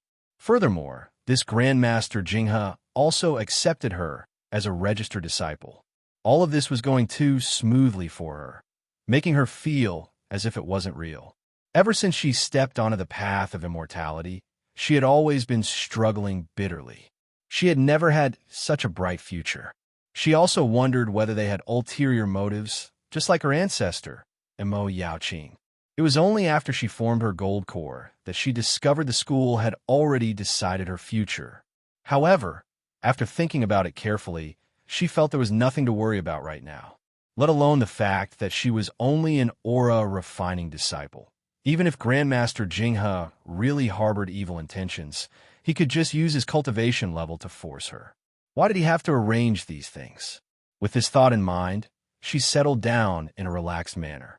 Elite disciples were indeed elite disciples. The treatment they received was completely different from that of ordinary disciples. This place was very close to Master Taoist Xuanin's Immortals Cave. It was full of spiritual aura and had a quiet and beautiful environment. The people living in the vicinity were all female disciples of the school. Each of them had a small Immortals Cave, and each small Immortals Cave had several rooms. There was a lounge, a cultivation room, a pill concocting room, a spiritual beast room, and so on. The furnishings of the tables and chairs were all made of green jade. This was indeed an eye-opener for Mo Tiange. As far as she knew, even Yunwu Sect Foundation building cultivators didn't have such a good Immortals Cave. This Xianqing school was indeed worthy of being one of the biggest cultivation groups in the Celestial Pole. The pleasant surprise of obtaining a good Immortals Cave made her forget her exhaustion, and she began to arrange it slowly. The lounge was the simplest. Now that she was already in the 10th layer of the aura refining realm, she didn't really need to sleep, so she just arranged it casually. In the cultivation room, there were praying mats, a spirit gathering formation, and some unimportant books. In the concocting room, she threw in a human furnace she bought in Tiandao Sec last time. There were also several empty rooms. She didn't have anything to arrange, but there was a medicinal field behind the Immortals' Cave, which gave her some ideas. The Immortals' Caves of these female disciples were all lined up side by side. Behind them was a small valley with several medicinal fields, most of which were filled with spiritual plants. Luo Fengxue said each Immortals' Cave had a medicinal field, and the owner of the Immortals' Cave could do whatever he wanted with it. Mo Tiange already planned to start learning how to concoct medicinal pills. This place was full of spiritual aura, so it was indeed a good place to plant spiritual plants. She planned to ask Luo Fengxue tomorrow where she could get seeds. While Mo Tiange was busily arranging her Immortals' Cave, Lord Daoist Jinghe was still leaning on his dragon couch in the tallest Immortals' Cave on Clear Spring Peak. However, this time, there were no beauties to serve him, and there were no grapes to eat. Instead, he was lazily flipping through a book. After reading for a while, he sneered and said disdainfully, "What kind of rotten thing is this? Do ancient cultivators use this kind of animal skin to make paper? They don't even know they've been deceived." He waved the book and threw it towards Master Daoist Xianin, who was sitting below. Master Daoist Xianin caught the book. His expression was twisted, but he still retained a trace of hope. He asked, "Master, is it really fake?" Qin Jinghe sat up and took the tea handed to him by his disciple. He pursed his lips and said, "Yes, it's fake." From the distant past era to the Middle Ages, frost-stone beasts only existed in the south of the mountain, and their numbers were extremely small. Later, during the Middle Ages, when the righteous and devil paths fought against each other and the world changed, the number of frost-stone beasts increased. Not to mention the material of this book, the content alone is specious. It can deceive a core formation cultivator like you. You want to deceive me? No way. Asterisk, asterisk, asterisk. Perhaps because Master Daoist Xuanin's expression was too distressed, Qin Jinghe asked, "How much did you spend?" 300. Only 300 spirit stones? Oh, forget it then. Not to mention him. Even core formation cultivators wouldn't care about such a small amount of money. However, Master Daoist Xianin said, "Master, it's 300 mid-grade spirit stones." What? Qin Jinghe jumped. In the cultivation world, low-grade spirit stones were commonly used. Mid-grade spirit stones weren't easy to find. 300 mid-grade spirit stones were more than 30,000 low-grade spirit stones. 300 mid-grade spirit stones. Brat, you're really... Qin Jinghe wanted to criticize him, but on second thought, he decided to let it go. Xianxing School was one of the best cultivation groups in the Celestial Pole, but core formation cultivators only earned a few thousand spirit stones a year. This time, he was deceived. You're really regressing the more you live. Qin Jinghe couldn't accept the loss of spirit stones, so he cursed him fiercely. Speak. Which guy deceived you? I'm going to kill him and make him regret being born in this world. Master Daoist Xianin was also distressed. When he heard Qin Jinghe's words, he hastily said, "Master, I also obtained it from an unknown place. I've never even seen that person's face, let alone looking for him." His master's killing intent was very heavy. Every time he killed someone, he would be reprimanded by the head elder. Then, when he came back, he would scold the troublemaker. Qin Jinghe didn't want to be reprimanded by his master like a 3-year-old child. Besides, he really didn't have any clues, so he already admitted defeat. Seeing that Qin Jinghe was about to say something, Master Daoist Xianin hastily said, "Master, disciple has something to report to you. It's about that registered disciple you just accepted." The latter part of his words pulled Qin Jinghe's attention back. Master Daoist Xianin said cautiously, "Master, I checked that Mo Tiange's spiritual roots. It seems to be the spiritual roots of the origin you mentioned before." What? Qin Jinghe glared at him. Spiritual roots of the origin? You mean the spiritual roots of the origin that have all 5 spiritual roots and are equally strong and weak? Yes.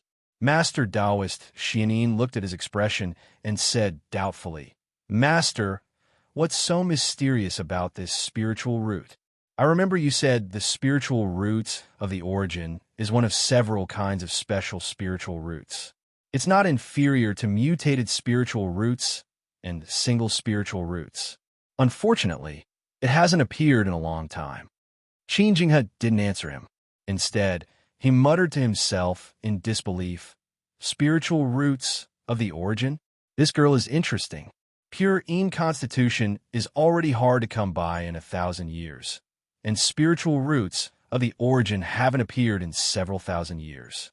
Unexpectedly, both of them appeared in her body. After thinking for a while, he remembered that his disciple was still here, so he said to Master Taoist Xianyin, "Do you know what Tao is when we cultivate?" This question stunned Master Taoist Xianyin for a moment. Xianqing School was a Tao school. When disciples entered the school, even if they were part-time disciples, they had to start with Taoist scriptures. The question, "What is Tao?" was both shallow and deep. Any disciple in the school could answer it, but even nascent soul cultivators couldn't give an exact answer. It was rare for Qin Jinghe to have the demeanor of a nascent soul cultivator. With a stern expression, he said, "Tao is the heaven and earth, the universe, the void, the rules, the origin. It can even be considered as anything." However, in the distant past era, the so-called Tao mainly contained one meaning: balance. The so-called balance is balance, checks and balances, as well as permanence and eternity. With balance, the world can exist. With checks and balances, the rules can be maintained. Only in this way can the world be eternal. Master Taoist Xianyin was startled. So, this spiritual roots of the origin is a kind of existence that completely conforms to the Tao of the distant past era? Qin Jinghe nodded slightly. Yes, with our current cultivation method, the fewer spiritual roots we have, the better it is, because the spiritual aura entering the body counteracts each other. However, in the distant past era, there was another cultivation method. This, Master Taoist Xianyin was dumbfounded. In other words, in the distant past era, this kind of spiritual roots of the origin was actually a heaven-gifted talent? Qin Jinghe heaved a sigh. Unfortunately, the distant past era was too long ago. In the Middle Ages era, the cultivation method was already changed. Nowadays, it's impossible to know the cultivation method of balance. This child, what a pity.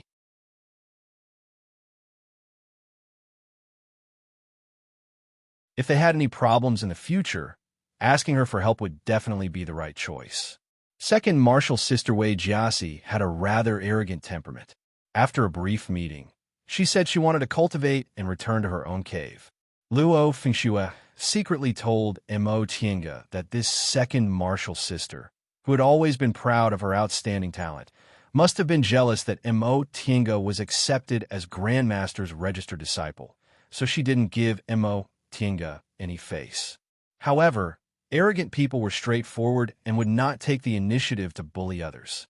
It would be fine as long as they did not provoke her. Mo Tiange just laughed it off. Back when she entered Yunwu's sect, she lived by the principle of don't slap a smiling person when she interacted with her fellow disciples. She greeted everyone with a smile and didn't want to incur any enmity. Her current situation was more than 10 times better than Yunwu's sect's. So how could she possibly take Xiao Xiao's cold face seriously? As for Qin Shi, ever since he brought her back, the two of them had never seen each other again. They didn't even ask about her.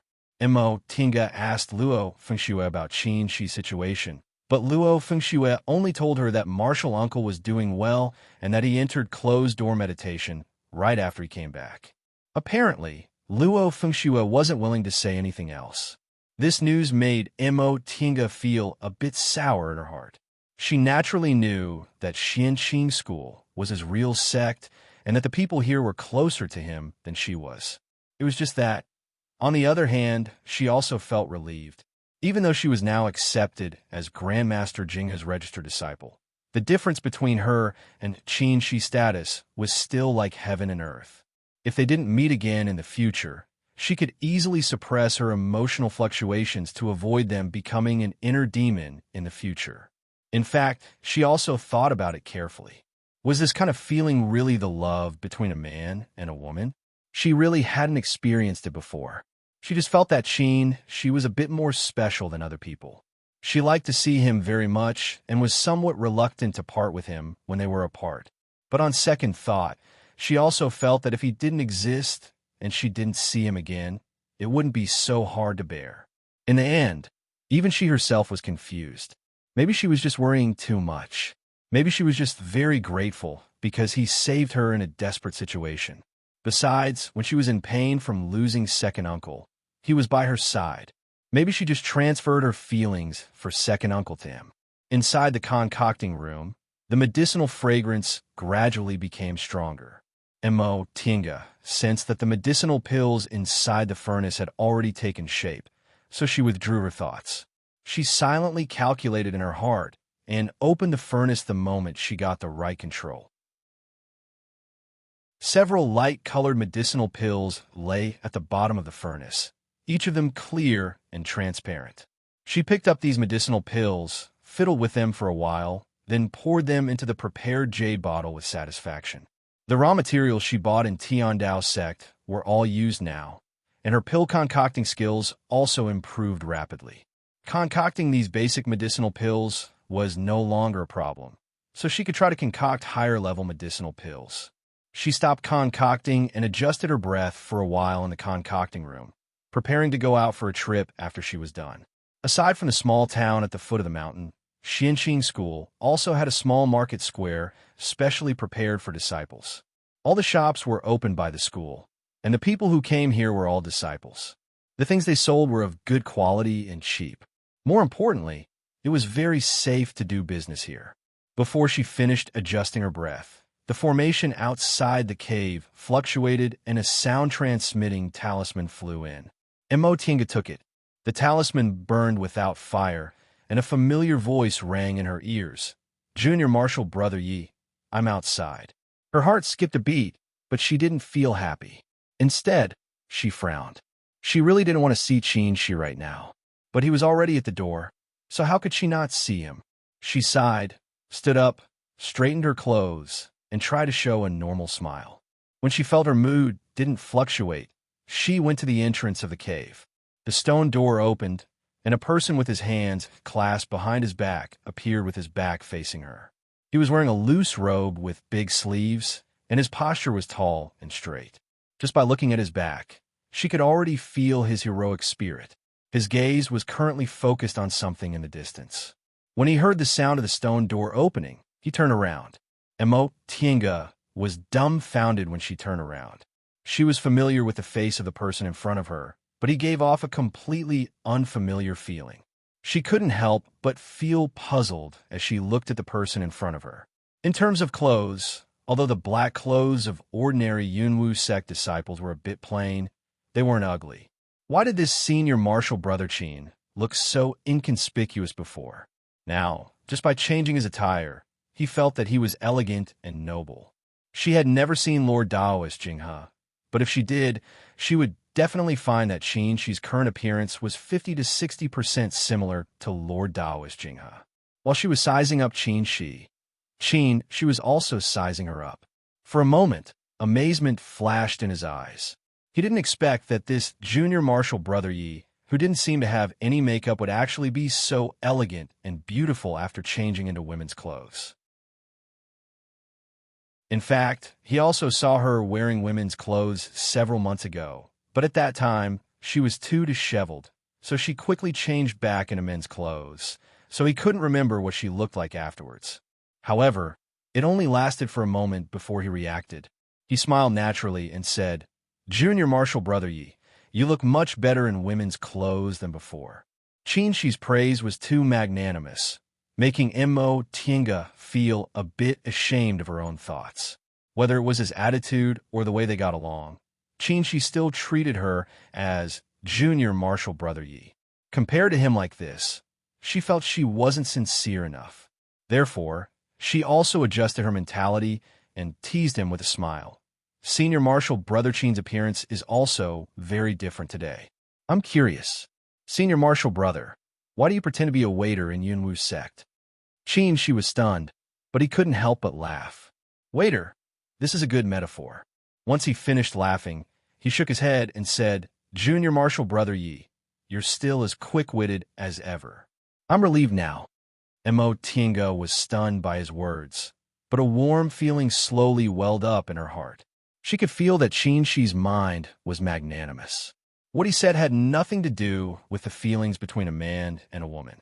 This was a kind of concern without any ulterior motives, so it made her feel even more warm. She couldn't help but wonder whether this kind of feeling was better than the feelings between a man and a woman she expected. Junior Marshal Brother Yi? Upon hearing his voice, Mo Tiange finally realized the two of them had been standing at the door. She hastily moved to the side and said, Sorry, Senior Marshal Brother Qin. Come in and take a seat. No. Qin Shi looked around and said implicitly, I came to deliver something. Several senior marshal sisters lived here, so Mo Tiange understood he wanted to avoid arousing suspicion, so she didn't force him. She just smiled and said, Senior Marshal Brother Qin, do you have any treasures to give me? Qin Shi took out a half-foot square box inlaid with gold and jade from his Chinkoan bag and handed it to her. I went into closed-door meditation to stabilize my realm after I came back, so I never thought about it. Now that I'm out of closed-door meditation, I finally remembered that your identity is different now, and you might need these things. His expression was very strange, and his eyes seemed to be wandering, as if he was embarrassed. Mo Tiange felt even more baffled. She took the box suspiciously, opened the lid, and was stunned. Qin Shi coughed and said, These aren't treasures. These are just gifts from the secular world's Qin clan. Gold, silver, and jewelry are useless to us cultivators, so we've been throwing them away. But presumably, you female cultivators still need them. Mo Tiange picked up a hairpin from the box. It was made of light green warm jade and had a bright luster. There were no unnecessary carvings on it. It was simple, elegant, and exquisite. She never thought someone would actually give her something to dress up after she regained her female body. She was excited, but she just slowly exhaled and closed the box. She then looked up and said with a smile, Thank you. I'll never use such precious things. Seeing her calm reaction, Qin Shi heaved a sigh of relief and also smiled. What precious? They're just some mundane things. It's good if you have some use for them.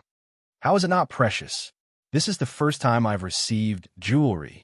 Mo Tiange suddenly stopped talking because she felt these words seemed a bit ambiguous. Damn it, didn't I just want to be frank with him? Why does it seem wrong in the blink of an eye? Qin Shi didn't feel anything and continued to say, I think so too. Junior Marshal Brother Yi. He paused, shook his head, and said with a smile, No, with your current appearance, it's not appropriate to always call you Junior Marshal Brother. Junior Marshal Sister Mo? Mo Tiange was stunned. This seems a bit strange. True. Qin Shi raised his head and thought for a moment. How about we call each other by their names? Xiaodian or Tiange? Seeing her expression, Qin Shi couldn't help but laugh. It's just a joke, but I really don't know how to call you in the future. This was indeed a problem.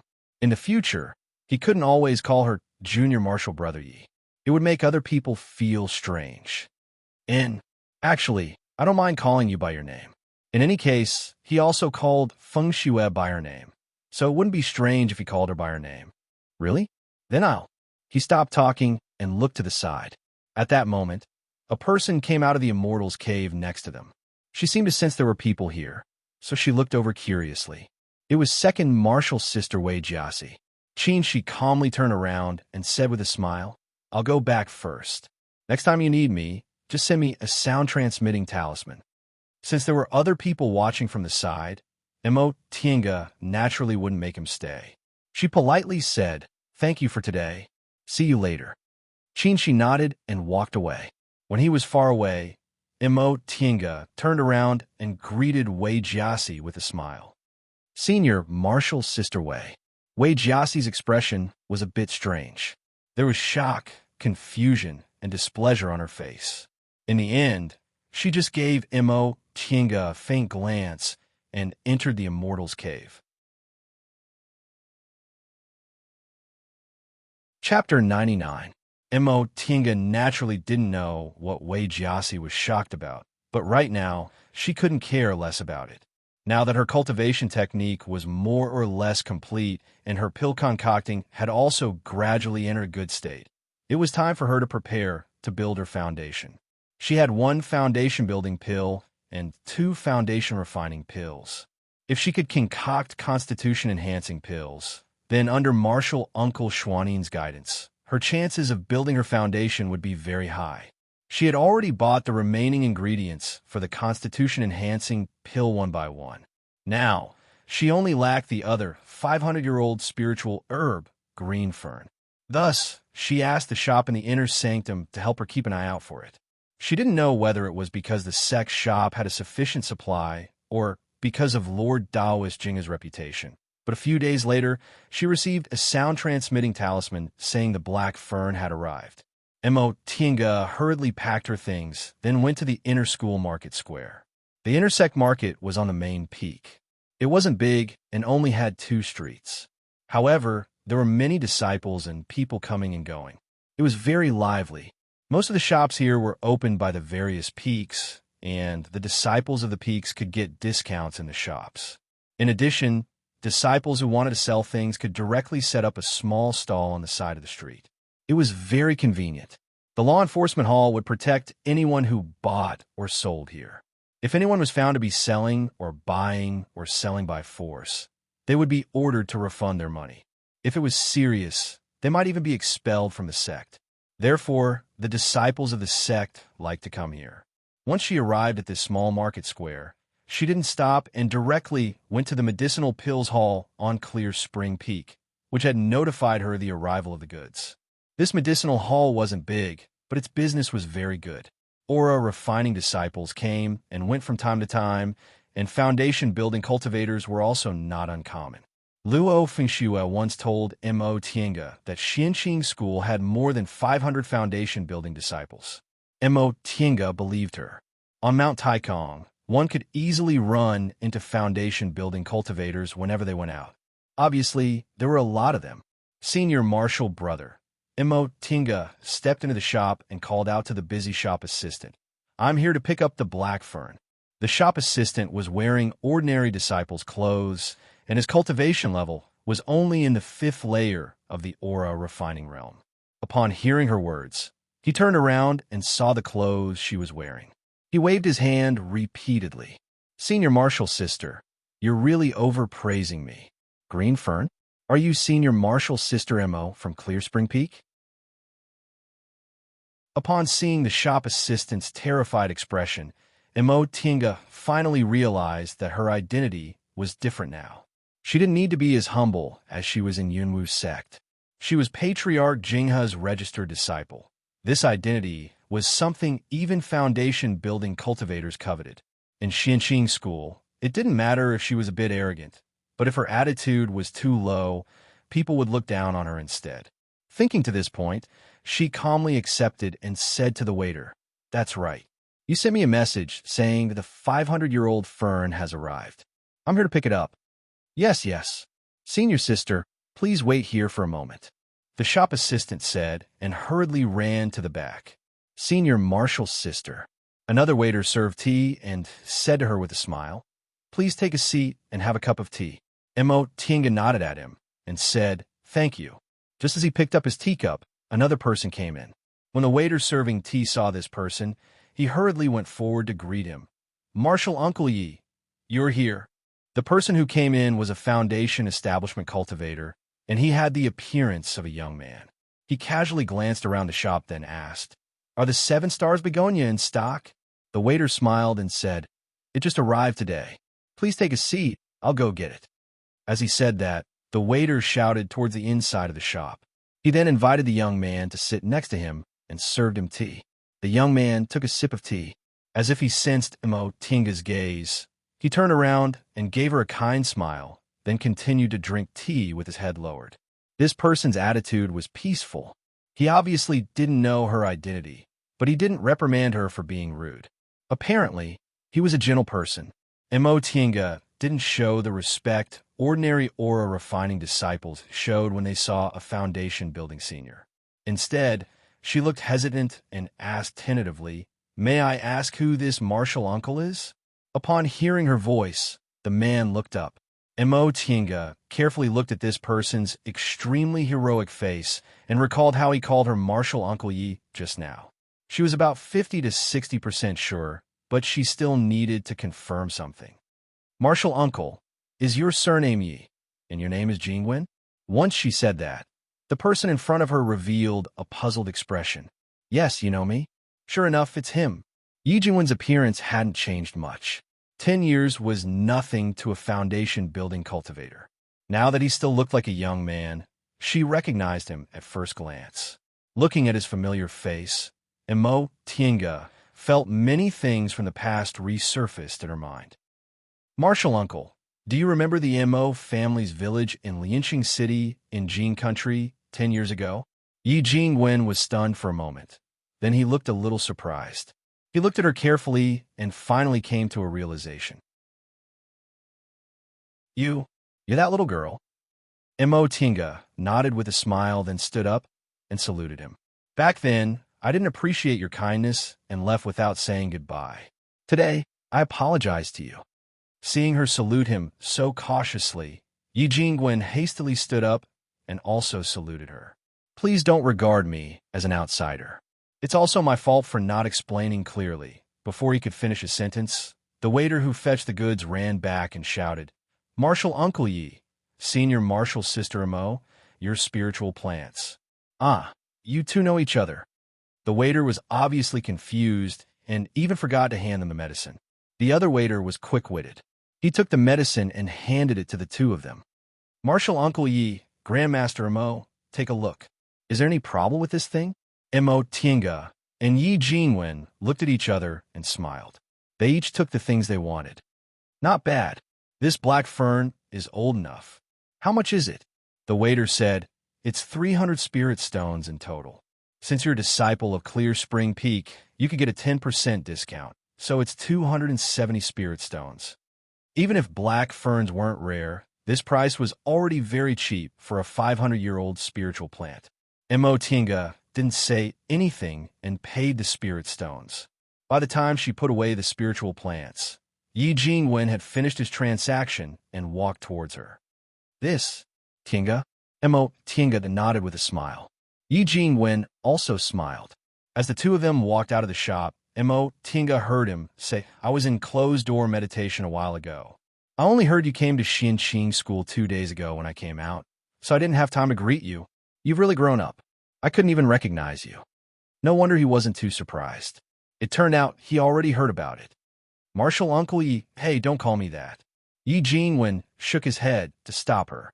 "I already know Grandmaster Jinghe accepted you as a registered disciple.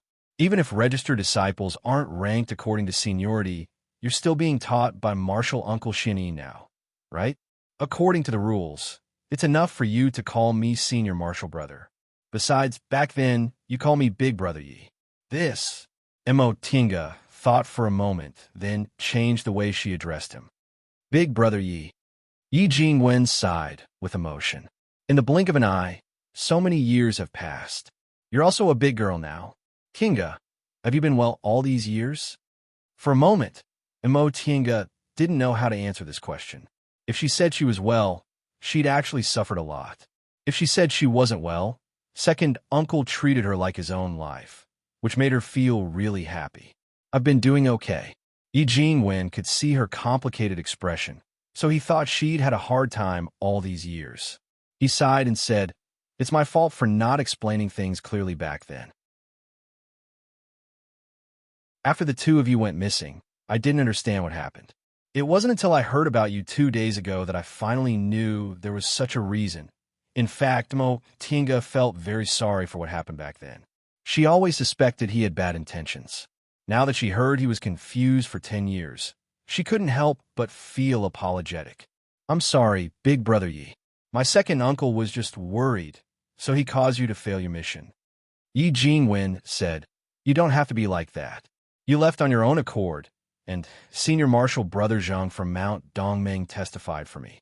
I wasn't punished, and Martial Uncle Shoujing even gave me a lot of benefits. If it weren't for that, How could I have entered the middle stage of the foundation building realm so quickly? Ah, then I have to congratulate Big Brother Yi. Mo Tinga knew Yi Jingwen wasn't very old. Back then, he seemed to be about 30 years old. So presumably, he was only 40 years old now, right? He was already in the middle stage of the foundation building realm at this age, so he could be considered very young. Yi Jingwen smiled and shook his head. I was just lucky. It wasn't my own ability. On the contrary, you were only in the second layer of the aura refining realm back then, but you reached the peak stage of the aura refining realm 10 years later. You're not any worse than the elite disciples of big cultivation groups. Mo Tienga just smiled. I just ate a lot of medicinal pills. What she said was the truth. If second uncle didn't make her eat medicinal pills, she would have been in the 6th or 7th layer of the aura refining realm at most. It would have been too early for her to build her foundation. Don't be so modest. If you'd been at Xianxing school all these years, I definitely wouldn't have praised you. Mo Tienga couldn't help but laugh. What he said was true. Others might not know her aptitude, but Yi Jingwen was very clear about it. With 5 spiritual roots and no big cultivation group to rely on, being able to cultivate to the foundation building realm in 10 years was already very rare. Right. How did you meet Martial Uncle Shoujing? This is too much of a coincidence. And Mo Tienga was puzzled. I didn't meet Martial Uncle Shoujing. I just met Senior Martial Brother Qin Shi. My second uncle used a sound-transmitting talisman to ask Martial Uncle Shoujing for help. Coincidentally, he was nearby, so I was ordered to come and help. Qin Shi. Yi Jingwen was baffled. This name, he'd never heard of it. Although there were many people in Clear Spring Peak. Since this person could make Martial Uncle Shoujing entrust this kind of thing to him, he should at least be an advanced inner disciple like them. Yes, Big Brother Yi, do you know him? Senior Martial Brother Qin is Martial Uncle Shoujing's blood-related junior, so he should be in the same generation as you. Blood-related junior. Although Yi Jingwen still didn't understand what was going on, his intuition told him that there must be something wrong. In fact, he also didn't know what Martial Uncle Shoujing's real name was. Could it be, with that thought in mind, Yi Jingwen asked again, the Senior Martial Brother Qin you mentioned? Is he about the same height as me? Doesn't like to talk, has few expressions, and only likes to cultivate every day? I see. But it's not like Senior Martial Brother Qin doesn't like to talk. After we get to know each other, he often smiles. Big Brother Yi, what's wrong? Mo Tinga felt a bit strange. Is Senior Martial Brother Qin not popular? Why does everyone look like this when they know I know Senior Martial Brother Qin? It's nothing. Yi Jingwen wiped the sweat from his face and changed the topic. Are you going to build your foundation now? Mo Tinga nodded. Almost. After some time, I'll finish my preparations and enter closed-door meditation to build my foundation. Being well-prepared is only good for building your foundation. There's no harm in doing so. If there's anything you need my help with, don't hesitate to tell me. Seeing how serious he was, Mo Tinga smiled and said, thank you.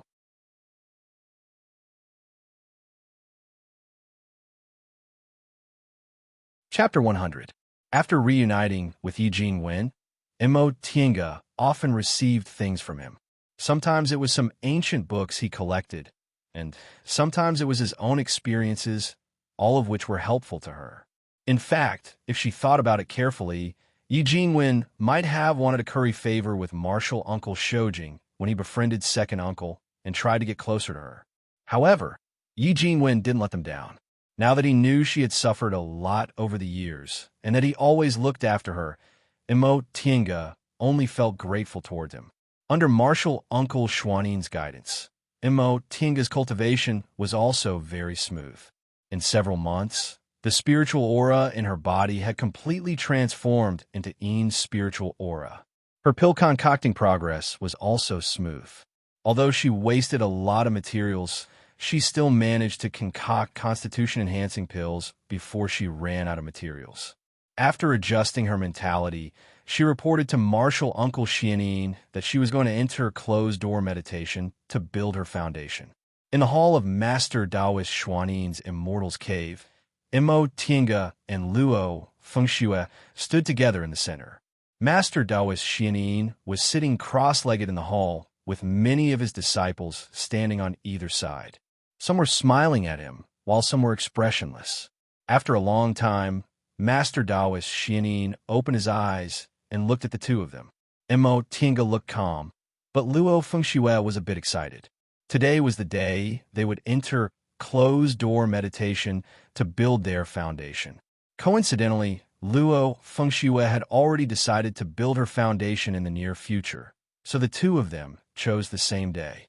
Master Taoist Xuanin looked at them for a while, then said slowly, "The two of you have succeeded in your cultivation.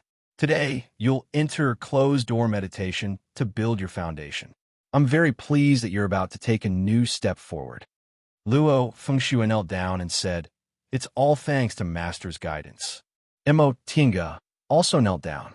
Although she wasn't Martial Uncle Xuanin's disciple, he had been teaching her for the past several months, so it was natural for him to treat her like a master and a disciple. Master Taoist Xuanin smiled and said, "After you enter closed-door meditation, I'll keep an eye on you with my divine sense. If anything goes wrong, I'll tell you to stop. Therefore, you can focus on building your foundation without worrying." Imo Tiange and Luo Fengxue said together, "Thank you, Martial Uncle, Master." Master Taoist Xuanin nodded and gestured for them to stand up. He then took out 2 jade bottles from inside his robe and ordered eldest martial sister Han Qingyu, who was standing on the side, to give them to them. "These are mind-calming pills Grandmaster bestowed upon you. They can help the two of you condense your spiritual aura. After you take the foundation-building pills, take these pills as well." "Yes." "All right, you guys can go now." Once he finished speaking, Master Taoist Xuanin closed his eyes. Imo Tiange and Luo Fengxue solemnly saluted him, then slowly withdrew from his Immortal's Cave. "Tiange." On their way back, Luo Fengxue asked with a heavy heart, "Are you confident?" Imo Tiange, on the other hand, was calm. She gently shook her head and said, "I'm not sure." Upon hearing what Imo Tiange said, Luo Fengxue seemed to heave a sigh of relief. She then softly confessed, "To tell you the truth, I'm very scared. I had an older brother who was extremely talented since he was young. Everyone thought that he would have no problem reaching foundation establishment, but in the end, he failed twice. In the end, he was plagued by inner demons and committed suicide." Imo Tiange's heart thumped. She knew those who were accepted as disciples by core formation cultivators definitely had double spiritual roots or higher. Since Luo Fengxue mentioned her brother's natural endowments were outstanding, then her brother's natural endowments must be even higher than double spiritual roots. Such a person unexpectedly fell at the foundation building stage. Sure enough, Luo Fengxue continued to speak. "Although I also have double spiritual roots, I've never been able to compare to my older brother since I was a child. In fact, I could have built my foundation 3 years ago, but my mentality was unstable, so Master told me to wait a few more years. I'm really scared to enter closed-door meditation this time." Imo Tiange comforted her. "Senior martial sister Luo, don't worry. Foundation building isn't something that can be done overnight. No matter how talented you are, you can't be sure you can build your foundation on the first try. So what if you fail once or twice? We're still young. If we can't succeed once or twice, we'll succeed 3 or 4 times, 5 or 6 times." Upon hearing what Imo Tiange said, Luo Fengxue calmed down a bit. She forced a smile and said, "What you said is reasonable. I'm only 22 now. Foundation building pills are issued every 3 years. Even if I succeed 10 times, I'll still be in my 50s. "Exactly." Imo Tiange smiled and said, "Even among elite disciples, many of them only build their foundation when they're 40 or 50 years old, right? Don't be like your older brother. His natural endowments are obviously good, and he'll definitely succeed if he persevered, but he was defeated by inner demons." As they spoke, the two of them arrived outside their cave. Luo Fengxue took a deep breath and reached out her hand to Imo Tinga understood and also reached out to hold Luo Fengshue's hand. The two of them encouraged each other. See you in half a year. Once they returned to the cave, Imo Tinga first took a bath and changed her clothes, then burned some incense. She waited until her emotions were calm before she sat down cross-legged. The spiritual aura inside her body slowly flowed along her meridians until it reached her dantian. She emptied her mind and no longer controlled her thoughts. Gradually, she seemed to be able to hear the sound of the wind blowing outside the cave. Her divine sense slowly dispersed in the wind, but it also seemed like her whole body was moving up and down along with the wind. The fragrance of flowers and grass, the sweet smell of the earth, one by one, assaulted her senses. In the end, she couldn't hear anything and couldn't feel anything. The only thing left was the boundless world. At this moment, Imo Tinga first took a heart-calming pill, then took a foundation-building pill, a constitution-enhancing pill, and a foundation-refining pill. The moment the foundation-building pill entered her abdomen, her dantian seemed to burst into flames with a loud bang. A powerful spiritual aura exploded in her dantian and flowed into her meridians. This spiritual aura was really too overbearing. For a moment, Imo Tinga didn't know what to do. Right at that moment, she heard Martial Uncle Xuanin shout in her mind, "Calm down. Don't resist it. Guide it slowly." Once he shouted, Imo Tinga immediately calmed down. She immediately followed Martial Uncle Xuanin's instructions and used her own spiritual aura to slowly guide this overbearing spiritual aura. At first, this spiritual aura didn't listen to her at all. It was very difficult for her to control one or two strands of it, but it soon broke free. She wasn't discouraged. In the end, she managed to control a bit of it and slowly increased it.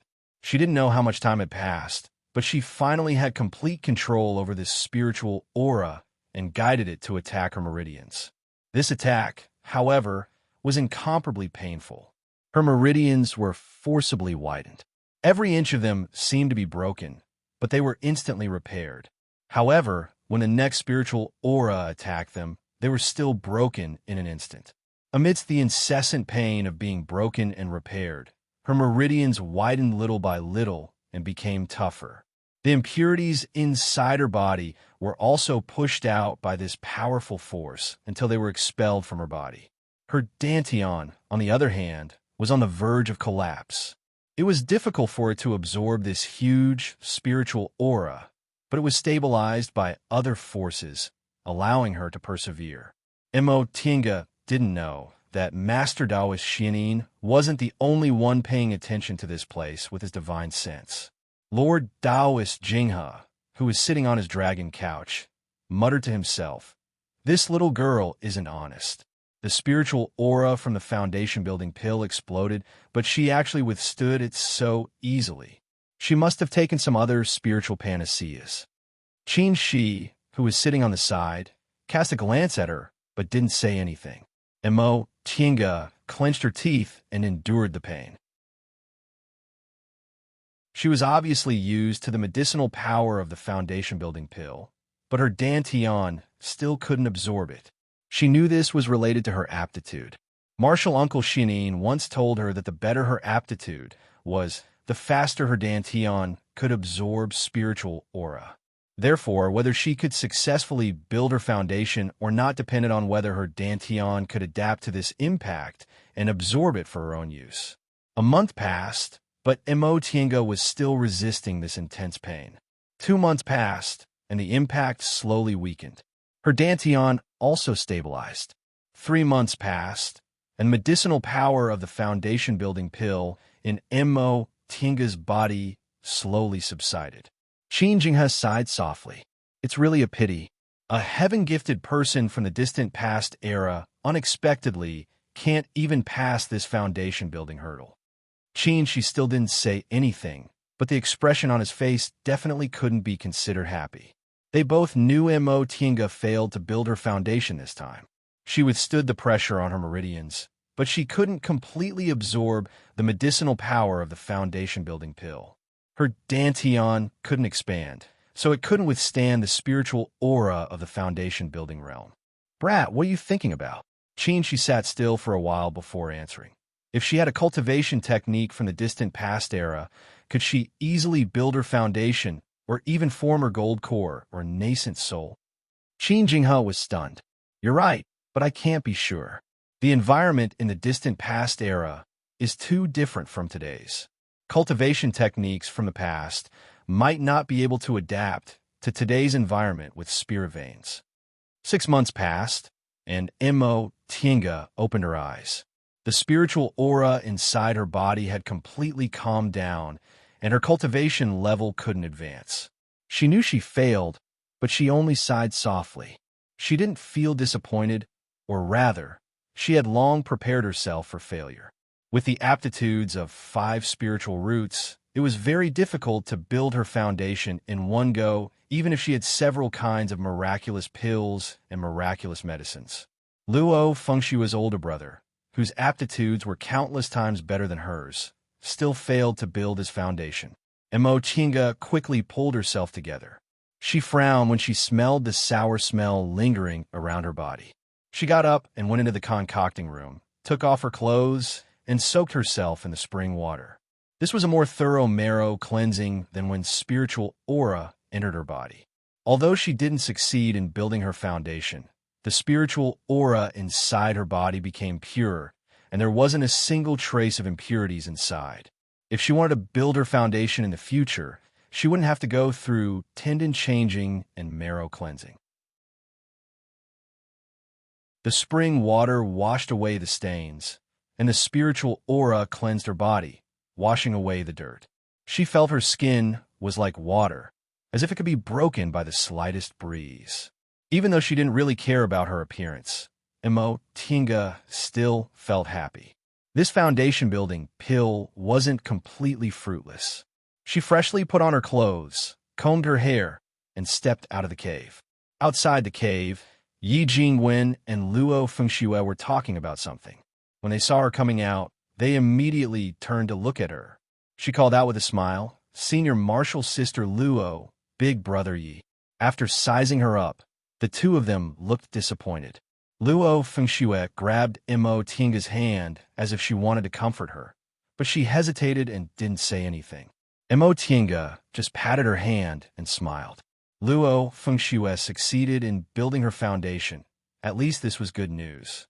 Seeing her relaxed expression, Yi Jingwen also smiled. "Don't worry, there'll be more chances in the future." Mo Tiange nodded. "And thank you, Big Brother Yi. I'll persevere." She then turned to Luo Fengxue and said with a smile, "Senior Marshal Sister Luo, congratulations." Mo Tiange's reaction made Luo Fengxue sigh in relief, but her expression was still complicated. She wasn't happy because she felt it was a bit hurtful to rejoice in front of Mo Tiange, who had failed in building her foundation.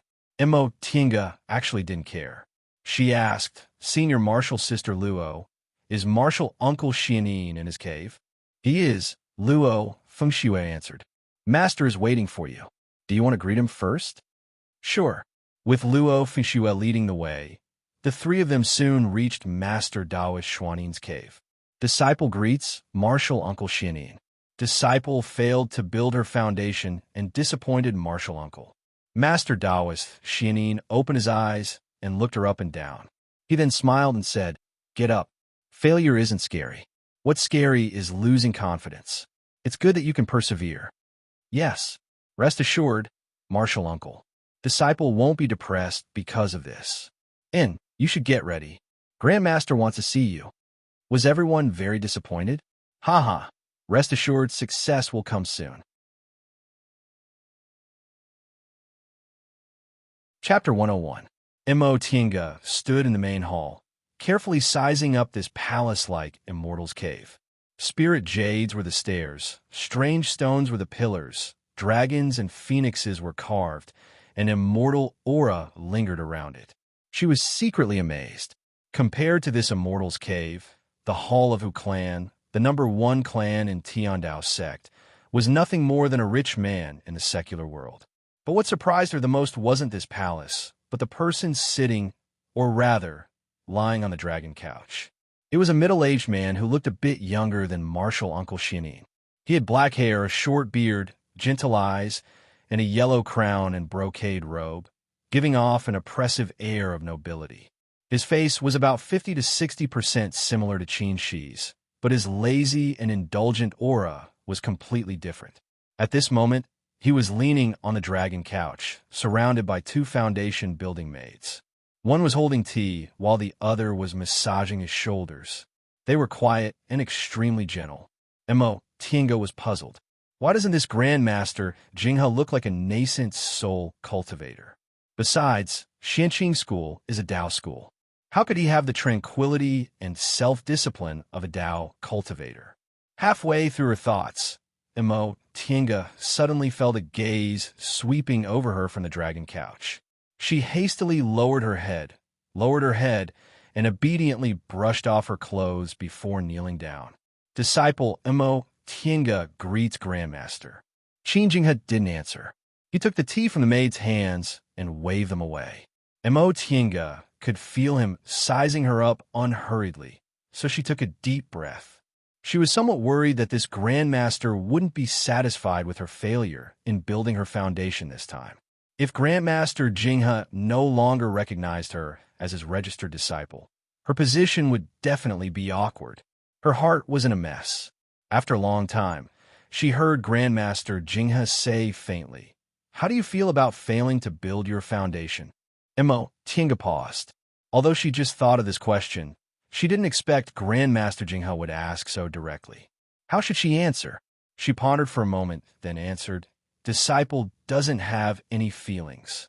Oh, Qin Jinghe was a bit surprised and couldn't help but frown. If you don't have any feelings, doesn't that mean you don't have any plans? He frowned and released the power of a nascent soul cultivator. Even if it was unintentional, how could a small aura-refining disciple resist it? Mo Tiange tried her best to stabilize her mind and said, "Disciple didn't make any mistakes in my foundation-building process. I only lack talent. Disciple can't control talent, so I have no feelings and can only persevere." After she finished speaking, she felt her body lighten. Qin Jinghe pondered the matter for a moment, feeling rather amused. This little girl was really a bit interesting. She was just a little aura-refining cultivator, yet she was able to remain so calm and collected. Furthermore, she was even able to calmly answer under his spiritual aura pressure. It seemed her willpower was also very firm. That brat's judgment of people was quite accurate.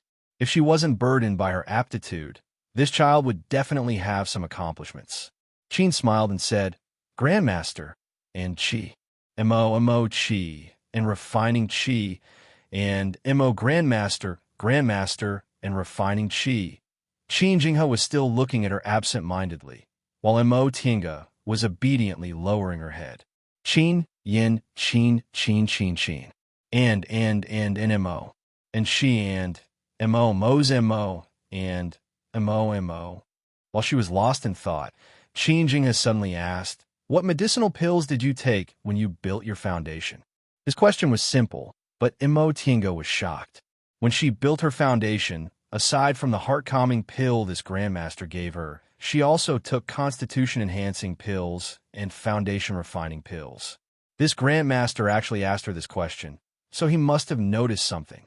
Mo Tiange thought quickly and answered, "Grandmaster, disciple took foundation-refining pills and constitution-enhancing pills." Qin Jinghe, who was drinking tea, paused and looked at her. "Foundation-refining pills and constitution-enhancing pills?" "Yes," Mo Tiange answered calmly. In that split second, just now, she decided to tell him everything. In front of nascent soul cultivator, she couldn't hide anything. If she tried to hide this matter and angered this Grandmaster, he might just take her life. So, it was better to be honest. At least, she was Grandmaster Jinghe's registered disciple now. If she took the initiative to give him the recipe for constitution-enhancing pills, he would have no reason to be angry with her. Constitution-enhancing pills. Qin Jinghe repeated and asked, "What are the effects of the foundation refining pills and constitution enhancing pills you mentioned? Where did you get them?" Mo Tinga lowered her gaze and answered honestly. Disciple was in East Kunwa's Yunwu sect. There's a clan surnamed Jiang in Yunwu sect. This foundation refining pill is the ancestral medicinal pill of Jiang clan. It's said that it can increase one's chances of building one's foundation. As for this constitution-enhancing pill, Disciple happened to meet an aura-refining cultivator who had this pill recipe. That cultivator had a dispute with two other cultivators. Coincidentally, both of them were injured, so Disciple obtained the pill recipe. This medicinal pill is used to enhance the effects of other medicinal pills, so Disciple took it together with the foundation-building pill, hoping it could increase the efficacy of the foundation-building pill. After patiently listening to her explanation, Qin Jinghe's eyes lit up. Yes, it was the constitution-enhancing pill. 200 years ago, he also heard about the appearance of the constitution-enhancing pill recipe. However, at that time, he was only in the early stage of the nascent soul realm and was unable to participate in the final fight. Later, this pill recipe disappeared and never appeared again. This child was actually so lucky to obtain this pill recipe so easily.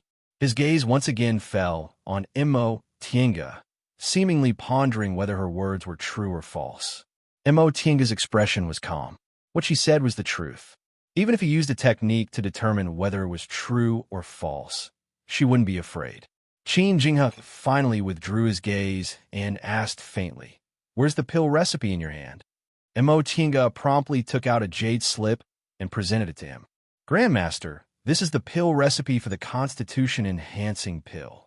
Qin Jinghe simply raised his hand, causing the jade slip in her hand to fly towards him and fall into his hand. A moment later, he revealed a happy expression. "Constitution-enhancing pill. It's really the constitution-enhancing pill. The heavens are helping me." He stood up and paced back and forth before he turned to look at Mo Tienga.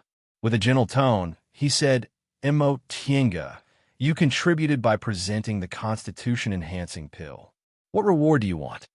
Mo Tienga inwardly heaved a sigh of relief. She had gambled correctly.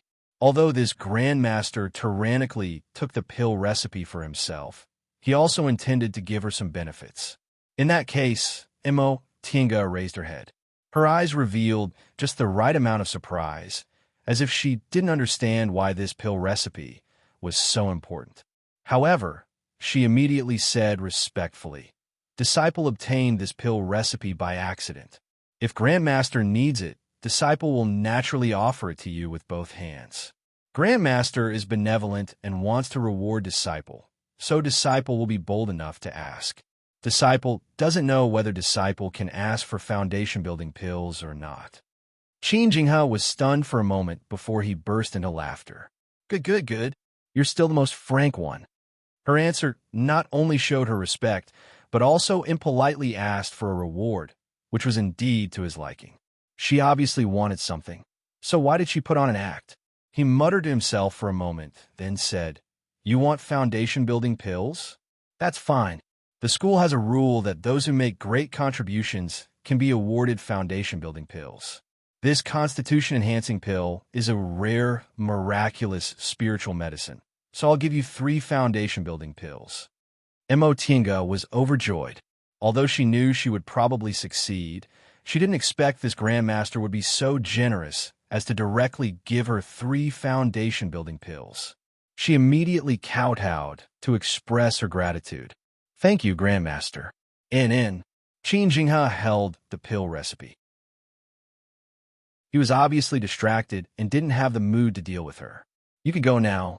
Later, I'll order someone to deliver the reward to you." "Yes, Disciple will take her leave." "Wait." Mo Tienga stopped, trembling with fear.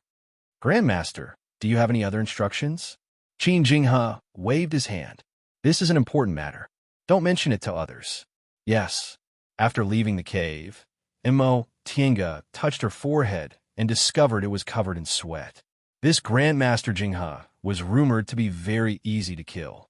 If she hesitated and concealed it, she probably wouldn't have been able to leave this cave. However, he was also a very generous person. As long as she could win his favor, it would be very beneficial. Fortunately, she made the right bet. With 3 foundation-building pills, she, who had already tried to build her foundation once, would have a very high chance of building her foundation. As for this constitution-enhancing pill recipe, although she gave it to him, she already knew how to concoct it herself. It could be said that today, not only did she not suffer any losses, but she also gained Grandmaster Jingha's favor, which greatly benefited her. Once Mo Tinga left, Qin Jinghe, who was in the main hall, burst into laughter without any care for his image. He looked at the jade slip in his hand complacently.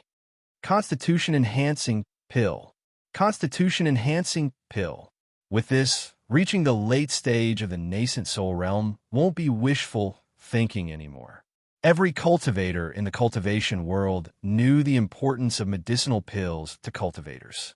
No matter how bad a person's aptitude was, if they ate medicinal pills like food, their cultivation progress wouldn't be much worse than those who were extremely talented but didn't accept medicinal pills.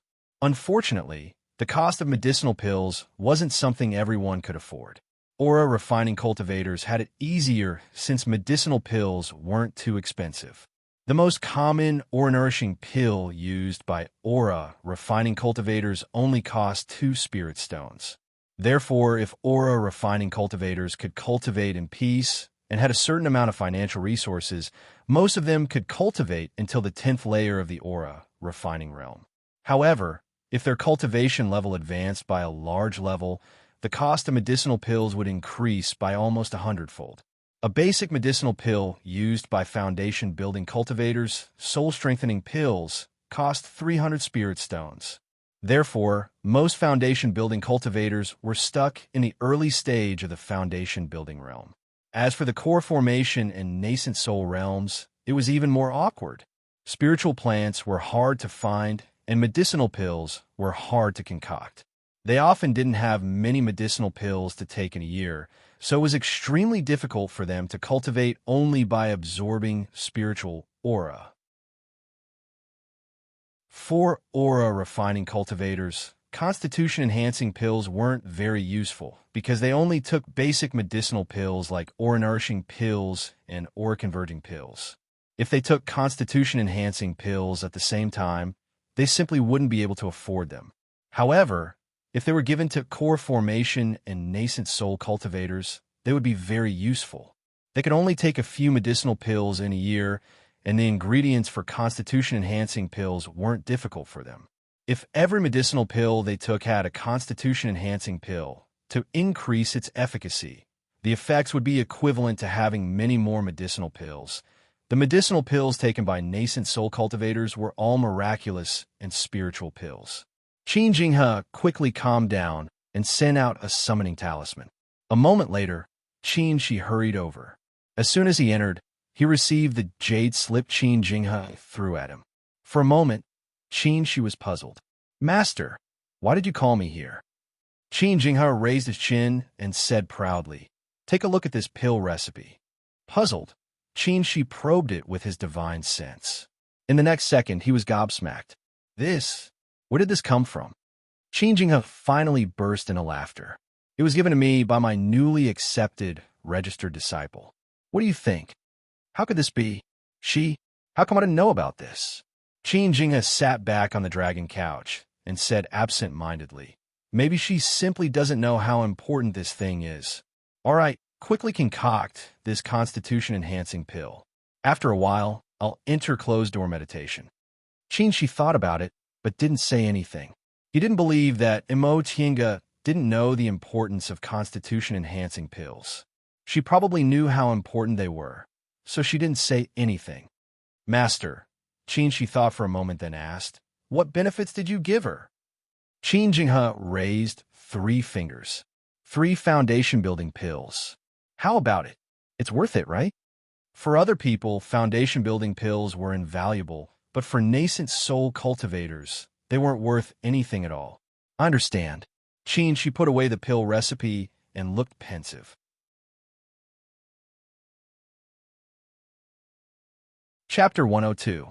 Mo Tinga stared blankly at the 3 foundation-building pills rolling around on the tray. Soon after she presented the pill recipes, someone sent her a reward. It wasn't just the 3 foundation-building pills she promised, but there were also other treasures, medicinal pills, and spirit stones. The next day, another disciple sent her some things, including a bottle of freshly concocted constitution-enhancing pills of much better quality than hers. This time, it was an order from Martial Uncle Shojing. In fact, these 2 rewards were more valuable than all of her belongings, so she didn't feel uncomfortable about the pill recipes being taken away. At least, the 2 people from Qin clan didn't take them by force and treated her really well. After thinking about it for a while, she packed up her things and walked towards Martial Uncle Xuanin's cave. She used her identity tablet to open the outermost formation.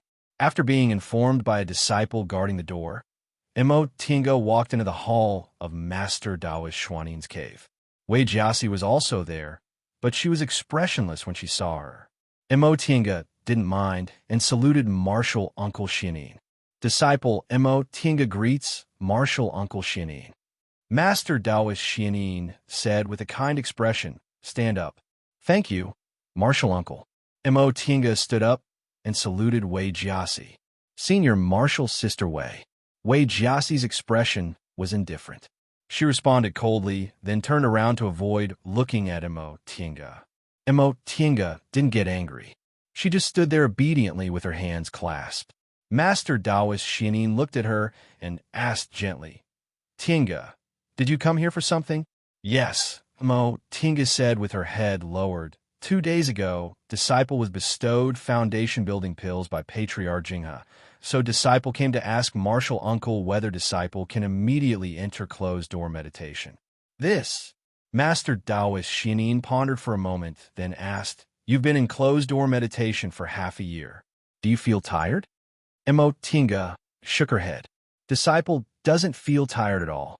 I'm wholeheartedly thinking about building my foundation."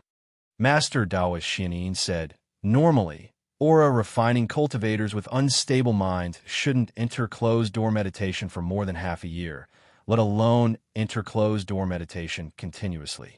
However, your mind is firm, so there shouldn't be any problems. If you want to enter closed-door meditation right now, that's fine. But to build your foundation, you have to be calm and your spiritual aura is unobstructed." Mo Tinga said happily, "In that case, Disciple will continue her closed-door meditation tomorrow." With a smile on his face, Master Taoist Xuanin nodded and said, "You already know the steps to building your foundation, so there's no need to report to me. You can decide on your own." Yes, Disciple will take his leave. With his permission, Mo Tinga once again immersed herself in closed-door meditation, preparing to break through to the foundation-building realm. She still had 1 foundation-refining pill left from Jiang Changxian. Last time, she only managed to concoct 2 constitution-enhancing pills and used 1. Fortunately, among the things Martial Uncle Shojing sent her, there was a bottle of constitution-enhancing pills she had just concocted. Once everything was ready, Mo Tinga informed Luo Fengxue and Yi Jingwen, who could be considered her friends, that she was going to enter closed-door meditation again. Yi Jingwen rushed over before she entered closed-door meditation and warned her in detail. Luo Fengxue promised to take good care of her medicinal fields while she was in closed-door meditation. Once all the chores were taken care of, Mo Tinga once again closed the cave. Perhaps to other people, entering closed-door meditation to build her foundation only a few days after failing to build her foundation might be a bit too impatient. But Mo Tinga was very calm. In fact, during the last 3 months of her closed-door meditation, she already knew she failed to build her foundation. However, she still used the medicinal power of the foundation-building pill to cleanse the spiritual aura in her body, so she didn't feel impatient. With a calm mind, Mo Tinga closed her eyes and once again immersed herself in the world of cultivation. The peaks of Mount Taikong were full of spiritual aura. This place was right next to Master Taoist Xuanin's Immortal's Cave, so the spiritual aura here was even more overflowing. Tinga slowly operated the spiritual aura in her body. Starting from her dantian, the spiritual aura flowed through her meridians and finally returned to her dantian. Next to her, the spiritual aura gathered bit by bit and rushed into her body, gradually submerging into her meridians. The spiritual aura inside her body circulated smoothly. Although she absorbed a lot of spiritual aura, it didn't increase in the slightest. The spiritual aura circulated through her body once before gradually dissipating. The peak stage of the aura refining realm meant that if she didn't build her foundation, her cultivation level wouldn't increase anymore. Nevertheless, she wasn't anxious at all. She just slowly controlled her spiritual aura, moving it in a big circle over and over again until her whole body became accustomed to this kind of repeated cycle. She didn't know how much time had passed, but she felt as if her whole body had become a universe. She began to swallow the auxiliary medicinal pills one by one, and finally, the first foundation-building pill. The spiritual aura inside her body once again skyrocketed, and her meridians cracked inch by inch. However, this time, her expression didn't change in the slightest. She still steadily followed her original pace, controlling the world inside her body bit by bit, absolutely not changing because of external factors. That powerful force gradually dissolved into the spiritual aura and was even assimilated step by step. When this spiritual aura gradually weakened, she almost didn't think twice and once again swallowed a foundation-building pill and a constitution-enhancing pill at the same time. The two divine senses paying attention to her were both startled. They almost wanted to order her to stop immediately, but when they saw that she was still calmly operating her spiritual aura, they finally gave up. If the first foundation-building pill was like a gale blowing inside her body, then this time, it was like a monstrous wave surging to the sky. These waves came crashing down, hitting her meridians solidly, but she remained motionless. She did not block them, but rather merge herself into them, drifting along with them. She waited until she gradually grasped the pulse within, then slowly seized control of her own body. After she took the third foundation-building pill and the constitution-enhancing pill, the gradually calming waves turned into overflowing seawater that washed away everything, drowned everything, and completely surrounded the spiritual aura as if it wanted to swallow it whole. However, she still calmly and persistently operated this weak spiritual aura, slowly driving it and slowly swallowing it. After an unknown amount of time, this spiritual aura was finally swallowed and turned into a huge river, gradually widening her meridians. In the end, like 100 rivers flowing into the sea, it rushed towards her dantian. At this moment, a strange scene appeared in Clear Spring Peak. Countless spiritual aura, as if it was being pulled, rushed towards a certain place. Countless Clear Spring Peak disciples came out of their immortals' caves and saw this spiritual aura turning from invisible to tangible until it converged at a certain place.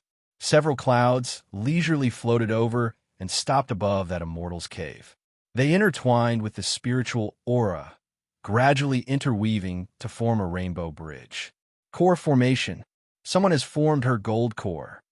A disciple who had seen his sex elders form their gold core shouted, attracting the attention of other disciples.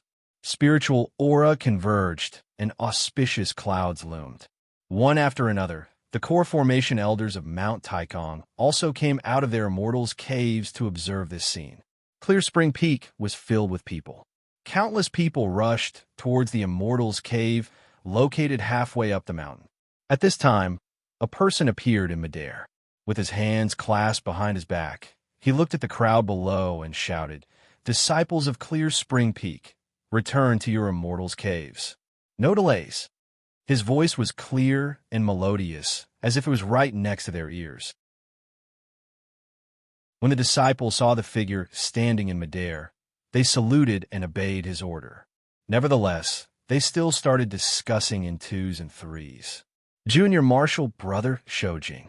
Core formation cultivators from other peaks rushed over and asked, "What's going on?" It seems like someone formed his gold core, but his momentum is somewhat lacking.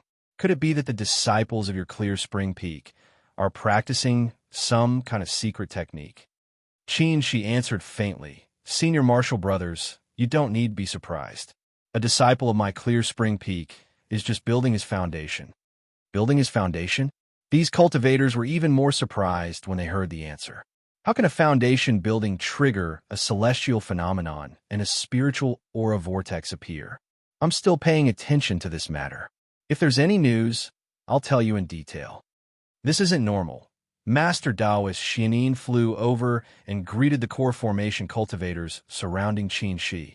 He then said with a heavy voice, "Senior Marshal Brothers and Junior Marshal Brothers, Junior Marshal Brother Shojing, and I will pay close attention to this matter. You should go back first to avoid causing panic among the disciples." His words finally made the core formation cultivators stop asking questions. After a short discussion, they left on their own. Qin Shi and Master Taoist Xianin landed in front of Mo Tianga's Immortal's Cave. Both of them had grave expressions on their faces. "Junior Marshal Brother Shojing, in your opinion, why is this happening?" Qin Shi was silent for a long time before he slowly said, "Several hundred years ago, a spiritual beast from the distant past era awakened in a 10,000-year-old glacier. At that time, auspicious clouds gathered in the sky, and thunder rumbled like a celebration." Master Taoist Xianin was startled. "You mean?" Qin Shi shook his head. "I'm not sure. However, a spiritual beast from the distant past era that looked ordinary was able to trigger such a celestial phenomenon. Presumably, it's because of the difference in their realms."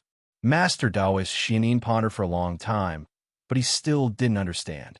Even if that's the case, the cultivation technique she practices is from the present era. It has nothing to do with the distant past era. Qin Shi didn't continue to talk about this matter. He only said, "Let's wait and see. When she comes out of her closed-door meditation, we'll know what's going on." However, the amount of time they had to wait exceeded their expectations. Half a year had passed, but Mo Tianga still hadn't come out of her closed-door meditation. She was like a silkworm spinning a cocoon, sitting cross-legged in her Immortal's Cave without any awareness. The Immortal's Cave was filled with spiritual aura that had almost turned into liquid, while her surroundings were densely wrapped within spiritual aura. Layer by layer, the spiritual aura almost solidified and wrapped her tightly. A year had passed, and Master Taoist Xianin was already somewhat impatient. Cultivators usually needed several months to half a year to build their foundation. When the celestial phenomenon erupted, Mo Tianga had already been in closed-door meditation for almost half a year. In total, she had been in closed-door meditation for a whole year and a half. No one in Xianxing school had ever needed such a long time to build their foundation. A year and a half had passed. Even the head Grand Supreme Elder of the school had come to ask why this disciple had needed such a long time to build her foundation. 2 years had passed. Qin Shi stood in front of the Immortal's Cave in silence.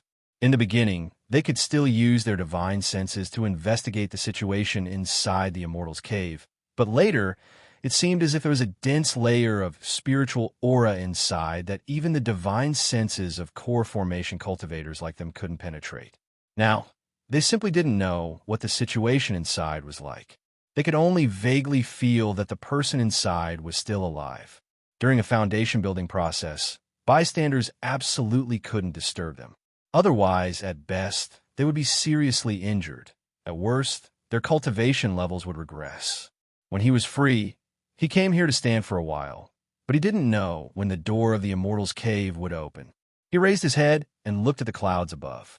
The spiritual aura above condensed into a rainbow bridge with spiritual birds flying in the air. It was as beautiful as a fairyland.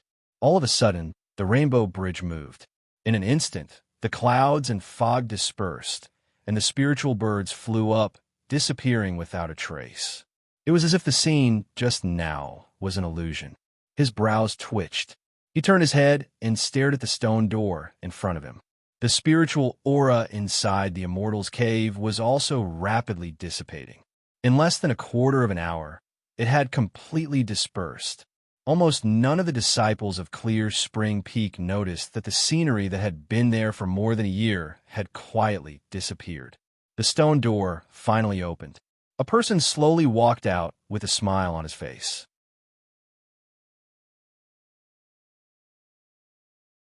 Chapter 103. Clear Spring Peak Disciple Imo Tinga. Lord Taoist Jinghe's registered disciple, advanced to the foundation building realm at the age of 23. After recording these words in the disciple register, the foundation building cultivator in charge of the school administration handed her a jade tablet and said with a smile, "Congratulations on advancing to the foundation building realm, Junior Marshal Sister Imo. This is your new tablet." Imo Tinga took it and said politely, "Thank you, Senior Marshal Brother." The foundation building cultivator explained in detail, since Junior Marshal Sister advanced to the foundation building realm, you can change the tools in your Immortal's cave. However, your Grandmaster Jinghe's registered disciple, so your Immortal's cave isn't managed by the Steward's Hall. Junior Marshal Sister, please ask your master about this matter.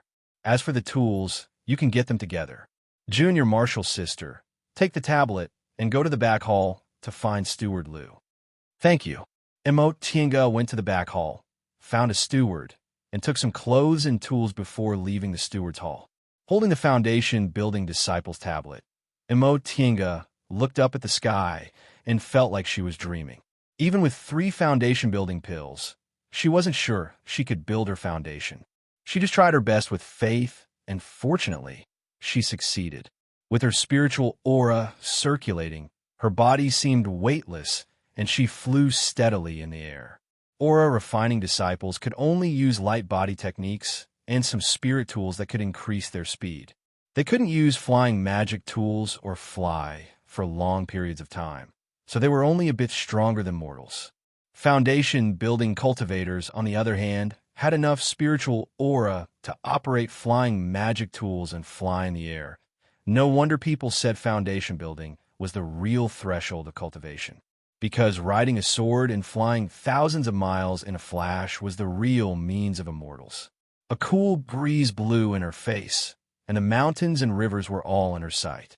She stood in the air and thought, if Second Uncle knew, he'd be very happy, right? She finally built her foundation and crossed the threshold of cultivation. In the future, she would walk step by step until she reached the core formation realm, the nascent soul realm, and even ascended. Although she didn't know which step she could reach, she would persist until the last moment. With a faint smile, she slowly flew back to her cave. As soon as she came out of her closed-door meditation in her cave, she saw Qin Shi. When she found out she actually spent more than 2 years in closed-door meditation, and when she learned she actually triggered a celestial phenomenon similar to core formation, she was even more shocked. She really didn't think her foundation building could be compared to core formation. Aside from the longer time it took, there was no other difference in the process. After she built her foundation building, the spiritual aura inside her body also didn't have any abnormalities, so how could it have triggered celestial phenomena? It should be noted that only those who advance to the core formation stage or above could trigger celestial phenomena. Those who advanced to the foundation building stage could, at most, cause some fluctuations of spiritual energy. Qin Shi just told her not to think too much about it. Marshal Uncle Xianin happened to be in closed-door meditation these past few days, so she had to deal with some chores first and wait for Marshal Uncle Xianin to finish his closed-door meditation before going to see him. Imo Tinga changed her identity tablet, took a new set of set clothes, and some foundation-building rewards. She also thanked Yi Jingwen and Luo Fengxue for taking care of her for the past 2 years before returning to her cave. In any case, it was a fact that she had reached the foundation-building stage. She should properly think about some matters in the future. The first problem was the cultivation method. She originally practiced the art of Sunu and Greenwood art. Although Greenwood art could be practiced until the core formation realm, it was very difficult for it to display its full power against foundation-building cultivators. Her purpose in practicing greenwood art was to make up for the art of Sunu's lack of power in fights of magical powers, so she might as well give up on it. However, if she gave up on the greenwood spell, she would have to learn a new divine power to use in fights of magical powers. The second problem was magic tools. Aura refining cultivators used spirit tools while foundation building cultivators used magic tools. Compared to spirit tools, magic tools were usually 10 times more powerful. Now that she had built her foundation, she naturally had to change all her spirit tools into magic tools. In fact, she also had a lot of magic tools. Most of them were left behind by second uncle. Some of them were awarded to her by Grandmaster Jinghe and martial uncle Shojing before she built her foundation. The other two magic tools were the Heaven and Earth Cloud Silk Armor and the Land Fleeing Ruler. When she left Mount Yunwu, she stole them in passing and gave them to her.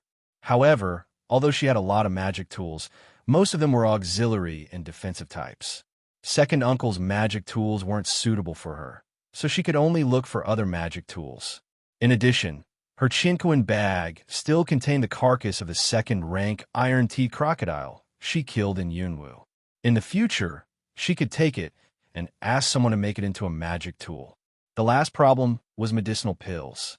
Foundation building medicinal pills weren't as easy to obtain as aura refining medicinal pills. Even though she was now an elite disciple, it was still impossible for her to eat them like before. Before she could figure out how to solve this problem, Luo Fengxue told her that martial uncle Xianin already came out of his closed-door meditation. Mo Tinga temporarily put these matters aside and went to see him first. Upon entering martial uncle Xuanin's immortal's cave, Mo Tinga discovered that this time, everyone was present. Not only were the two senior martial sisters present, but several senior martial brothers were also present. These senior martial brothers were very diligent in their cultivation. Mo Tinga had been at Xianxing school for a long time, but she still hadn't met some of them. Disciple Mo Tinga greets martial uncle Xianin.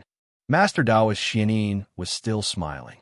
He raised his hand and said, "Stand up."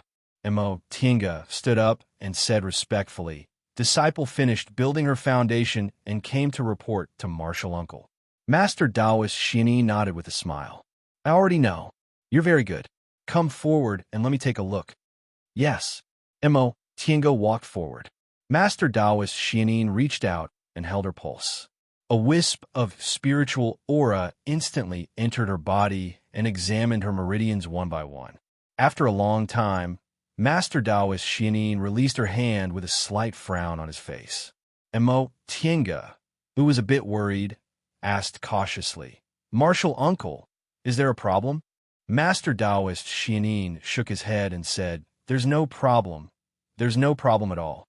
You already know about the phenomenon that occurred when you built your foundation, right?" "Yes." "Then, did you feel it yourself?" Mo Tinga shook her head. "Disciple lost consciousness after that. I basically didn't know it took me 2 years. So that's what happened." Master Taoist Xianin pondered for a moment but didn't say anything. He said to her, "Let's talk about this later." "Yes." Seeing that martial uncle Xianin had something to deal with, Mo Tinga obediently stood to the side without saying anything else. Qingyu. Upon hearing her name being called, Han Qingyu stood up and said, "Master, this is an important matter. Take several junior martial brothers and sisters with you. If there's nothing, that's fine. If there's something, quickly come back and report to me." "Understand, Master." Master Taoist Xianin then turned towards the other disciples. He stroked his beard and muttered to himself for a moment before saying, "Shernan, Qifeng, Se, the 3 of you follow eldest martial sister." "Yes, Master." "All right, you can all go back." "Tinga, you stay." "Yes, martial uncle." As she watched her fellow disciples leaving one by one, Mo Tinga muttered inwardly, "Could it be that something big happened? Martial uncle Xianin actually sent 4 disciples at once?" She didn't have much time to think, because Master Taoist Xianin already said to her, "Tinga, although you're not my disciple, you respect me as your master. Now that you've built your foundation, martial uncle will naturally give you some rewards. Mo, Tinga said, disciple was able to build my foundation thanks to martial uncle's guidance. I don't dare to ask for any rewards.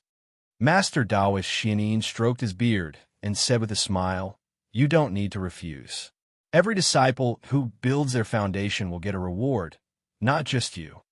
After pondering for a moment, he continued to say, let me ask you, is the cultivation technique you practice inferior in fights of magical power after building your foundation? Mo Tinga was slightly shocked, as expected of a core formation cultivator. She hadn't even said anything, but he already sensed it. She answered, yes, martial uncle's eyes are like torches. I practice 2 cultivation techniques. One of them is beneficial for cultivation, but it doesn't have any great divine power. As for the other one, its power is greatly reduced after building my foundation. Master Taoist Xianin nodded slightly and stood up. That being the case, I'll pick a cultivation technique for you. Come with me. Yes, martial uncle. Mo Tinga followed Master Taoist Xianin out of the hall. After making many turns and passing through some restrictions, they finally entered a small collection room. As soon as they entered the collection room, Mo Tinga saw several wooden shelves with many books, jade slips, and the like on them. Master Taoist Xianin said, martial uncle has never seen a female cultivator with a pure yin constitution, so I don't know the characteristics of the cultivation technique you practice. I can't pick the most suitable cultivation technique for you, so I can only pick a few roughly. Mo Tinga lowered her head and said, martial uncle is so attentive. Disciple is overwhelmed by the favor. Master Taoist Xianin had a very good impression of this junior's politeness, so he didn't say anything more. After pondering for a while, he picked several books and jade slips and handed them to her. Take a look. What do you think of these? Mo Tinga took them and carefully looked at them. These were all cultivation techniques for fights of magical power. They didn't require special cultivation and didn't have high requirements for spiritual roots. However, the shortcoming was that they weren't very powerful and would be useless once one reached the core formation realm. Nevertheless, since this martial uncle put them in the collection room, they certainly weren't ordinary cultivation techniques. The most important thing was that they were suitable for her. Mo Tinga hesitated for a while before she raised her head and asked, martial uncle Xianin, do you have any cultivation techniques that can be used with magic tools? Disciple feels that if we only talk about power, perhaps that one would be a bit stronger. Master Taoist Xianin nodded. What you said is very reasonable. Regarding magic tools, junior martial brother Shoujing asked me to give them to you. Since you asked, I'll give them to you first. As he spoke, Master Taoist Xianin took out an object from his Chinquan bag and held it in his hand. This object is called the Shuttle of Flying Apsara. It's a shape-shifting object and contains an illusory formation. However, using this object isn't a cultivation technique, but a formation. Since you're good at formations, I presume it's suitable for you. Mo Tinga took a closer look at the Shuttle of Flying Apsara. The Shuttle of Flying Apsara had 2 pointed ends and was made of an unknown material. Although it was only the size of a palm, it was brimming with spiritual aura, so it was certainly not an ordinary object. Master Taoist Xianin gave the Shuttle of Flying Apsara and a jade slip to her. Although you have this object, you still have to choose a cultivation technique for fights of magical powers. Otherwise, if you rely too much on magic tools, you'll be at the mercy of others. How about this? Martial uncle will make the decision on your behalf. This soul-refining art cultivates the primordial spirit, so it's extremely powerful. I originally thought this technique was difficult to practice and wasn't suitable for you, but since you're determined to cultivate magic tools first, I'll give it to you to practice slowly. This cultivation technique isn't easy to practice and can easily lead to cultivation deviation, so I don't dare to give it to other disciples. However, since you have a pure yin constitution, the chances of you suffering from cultivation deviation are lower than others, so presumably, it won't be too big of a problem. Yes, martial uncle. Mo Tinga accepted the other cultivation technique Master Taoist Xianin gave her. After skimming through it, she was immediately overjoyed. This cultivation technique clearly stated that one could only practice it after they built their foundation. Moreover, it could be practiced until the nascent soul realm. It was a high-level cultivation technique. If she practiced it diligently, it would definitely become her trump card. After leading Imo Tinga out of the collection room, Master Daoist Xianin gave her a flying sword and a bottle of medicinal pills. He said, "Since your martial uncle Shoujing already gave you magic tools, I'll give you a flying sword. As for this medicinal pill, it's a soul-strengthening pill for foundation-building cultivators. It's your disciples' portion, 1 bottle every year. Foundation-building medicinal pills are much rarer than aura-refining medicinal pills, so I hope you treasure them well."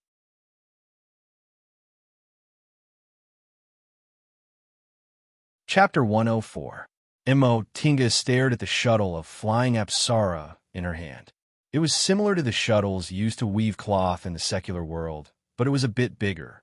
It was thick and round in the middle and pointed at both ends. She didn't know where it was made from, but it shone with a golden light and was impervious to heat and cold.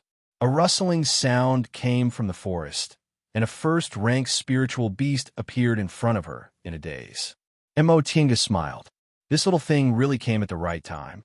She raised her hand, and the shuttle of flying Apsara turned into a golden light that soared into the sky. The small spirit beast that resembled a squirrel raised its head and stared at the flashing golden light with its beady black eyes. To its surprise, it discovered that the streak of golden light had transformed into hundreds of tiny golden streaks that were arranged in a circular formation around it. The little spiritual beast seemed to have just realized the danger. It shrank its head, swung its tail, and turned around, wanting to jump away. However, the countless golden rays had already sealed off all of its escape routes. No matter how it tried to jump, it couldn't escape. The little guy was anxious. It bared its teeth and clapped its hands. A scorching hot spiritual energy rushed out and actually caused the golden rays to tremble. Imo Tinga was stunned. She pressed her hand down, and the golden lights scattered and gathered again, pressing down on the little fellow. No matter how the little fellow struggled, it couldn't jump out. When it finally felt a bit tired, Imo Tinga shook her hand and tied it up with a rope. She withdrew the shuttle of flying Apsara, walked forward, and picked up the little spiritual beast. The little spiritual beast bared its teeth at her and struggled angrily. Imo Tinga didn't care at all. She rummaged through her chinkoan bag, took out a spiritual beast bag, and put it inside. Once she was done, she released her flying sword and flew back to her cave on Clear Spring Peak. Originally, she just wanted to test the power of the shuttle of flying Apsara, but she unexpectedly caught an interesting little thing. This little thing obviously knew a very advanced fire element spell. Although its power wasn't great, it wasn't ordinary fire. Imo Tinga landed outside her cave and happened to see Luo Fengxue coming back.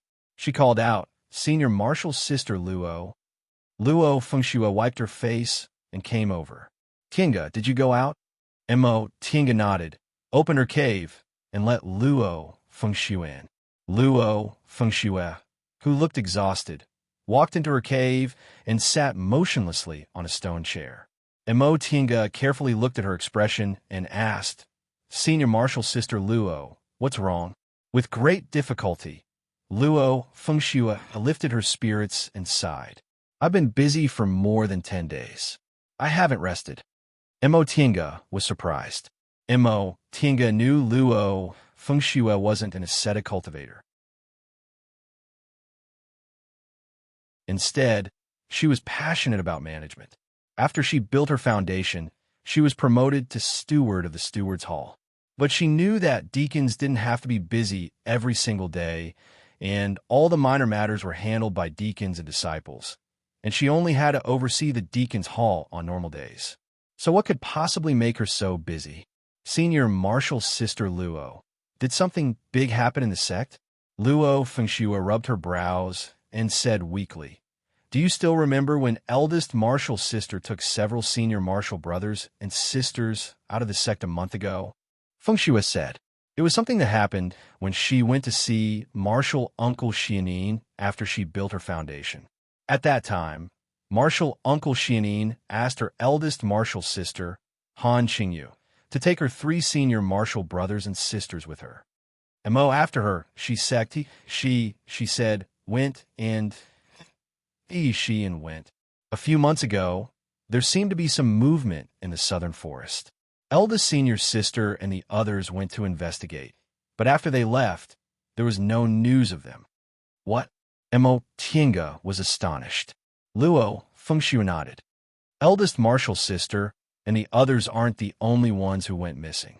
This time, other disciples sent by martial uncles and martial uncles from other peaks also disappeared without a trace. Even though Tinga wasn't involved in the matters of the school, she knew how important this matter was. The 17 foundation building cultivators were all elite disciples. If all of them died, it would be a big loss even for a large cultivation group like Xianqing School. Although there were more than 500 foundation establishment cultivators in the sect, they were the cream of the crop. They were the ones with the highest possibility of reaching core formation. Over the past dozen or so days, we've contacted the other sects, and we discovered that the other 6 great system-allocated sects are also in the same situation. Only then did everyone realize that this matter is not as simple as it seems. Luo Fengxiu rubbed her reddened eyes, then said to Tinga, you don't have to worry. This matter will be handled by the sect's elders, so it won't affect us. All right, I'll go take a rest first. That's all for now. Rest well, senior martial sister. Luo Fengxiu waved her hand and returned to her immortal's cave while rubbing her eyes. Tinga didn't think too much about it. Just like Luo Fengxiu said, this kind of matter didn't need them, foundation building disciples, to worry about. The elders would handle it. She opened the spiritual beast bag and released the little spiritual beast. Once the little thing came out of the spiritual beast bag, it blinked its black eyes and stared at her, as if it was begging. Tinga then pulled the rope that was tied to its body away. Once the little thing regained its freedom, it immediately turned around and ran towards the entrance of the cave. Tinga raised her hand, and the shuttle of flying Apsara was launched once again. A golden light enveloped it completely. Woo-woo! The little thing knew how powerful the shuttle of flying Apsara was, so it immediately turned around and begged for mercy. Tinga retrieved the shuttle of flying Apsara and said, "If you don't run, I won't tie you up." The little thing seemed to understand her words. It sat with its hind legs together and put its 2 front legs together, making a begging gesture. Tinga couldn't help but find it funny. She opened her hand and retrieved the shuttle of flying Apsara. The little thing stared at the stone door reluctantly, but in the end, it still slowly slipped back. Spiritual beasts were quite sensitive to dangerous things, and this little thing could naturally feel it. Tinga's strength was far superior to it, so it couldn't run away and could only submit. Seeing that the little thing was obedient, Tinga waved her hand. It had glossy brown fur, shiny black eyes, and a very large tail. It looked a bit like a squirrel, but Tinga recognized it. It was a small spiritual beast called the Inferno Beast. This kind of spiritual beast generally couldn't cultivate to a very high level, but it was born with fire techniques. Its fire wasn't ordinary fire, but ardent yang real fire. It was a kind of innate real fire that was even purer than the Dantian real fire of foundation building cultivators. It was excellent for concocting medicinal pills and refining tools. Tinga picked the little thing up, stroked its fur, and said, "Be good, and I'll help you cultivate. If I form my gold core one day, I'll let you go." The little thing's eyes brightened as it stared at her. "Looks like you agree." Tinga smiled and put it on the ground. She took out a few aura-nourishing pills. She no longer had any use for it and gave them to it. "I'll give you a name. Since you're an Inferno Beast, I'll call you Xiaowa."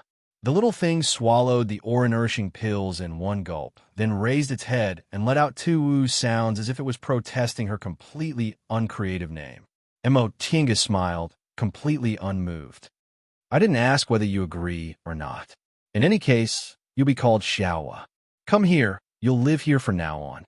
You can play in the small valley behind, but you're not allowed to make trouble. If you're not obedient, I'll put you in the spiritual beast bag."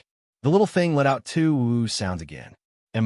Tinga patted it and gave it a few more aura-nourishing pills.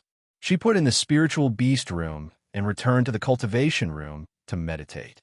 Only after entering the foundation building realm did she realize how useless her spiritual roots were.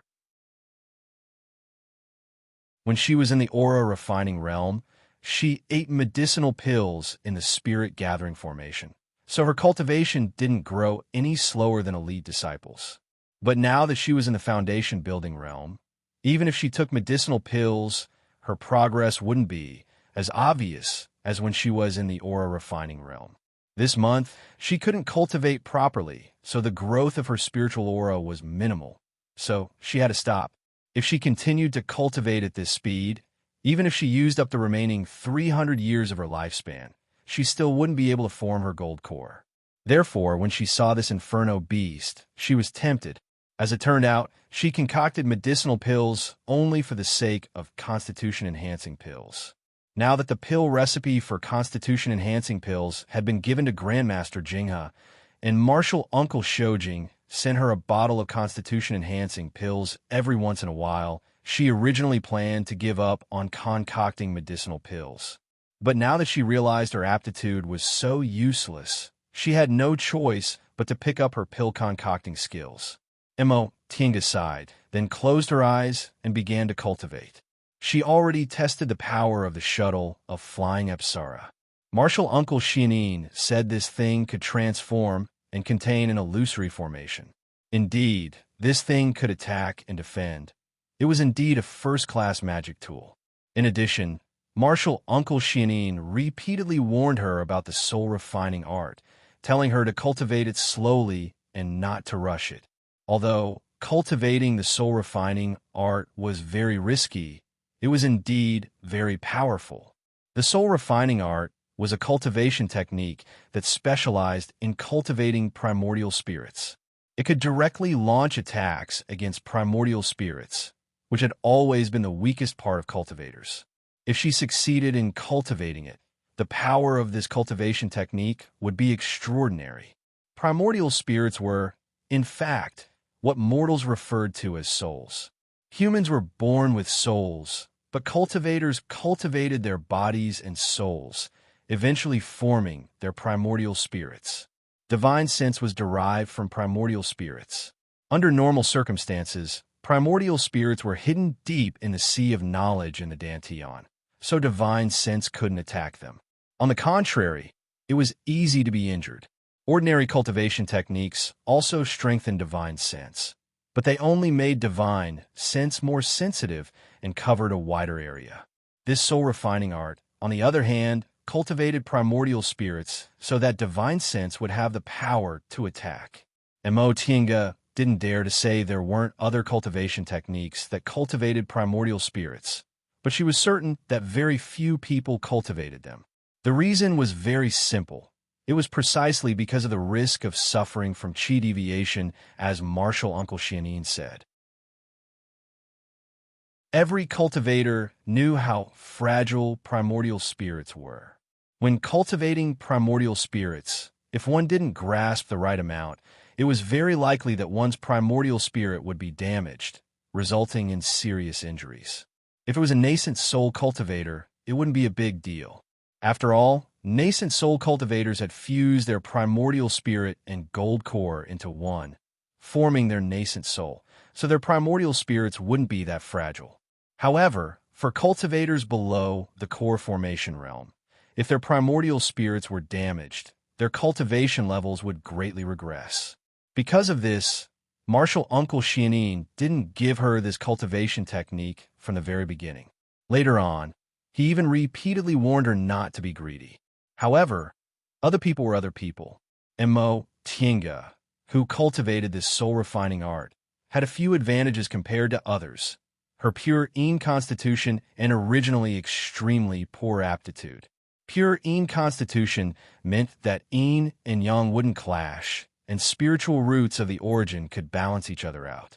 The so-called chi deviation occurred when one cultivated a cultivation technique that destroyed the balance inside their body. Tinga had a pure yin constitution, so she wouldn't have any yin and yang imbalance. Furthermore, she also had spiritual roots of the origin, so there was a small circulation inside her body. Because of that, she could be said to be blessed by nature when she practiced this technique. As long as she wasn't greedy and was cautious, the possibility of her chi deviation was very small. However, cultivating this technique was really not easy. Cultivating primordial spirits naturally had to start with the primordial spirit, but primordial spirits were extremely fragile, so they could only be strengthened slowly. Tinga had been cultivating for about a month, but she still hadn't made any progress. Her cultivation level hadn't advanced, and she didn't have a clue about the cultivation technique either. Tinga realized that after entering the foundation building realm, her future was very bleak.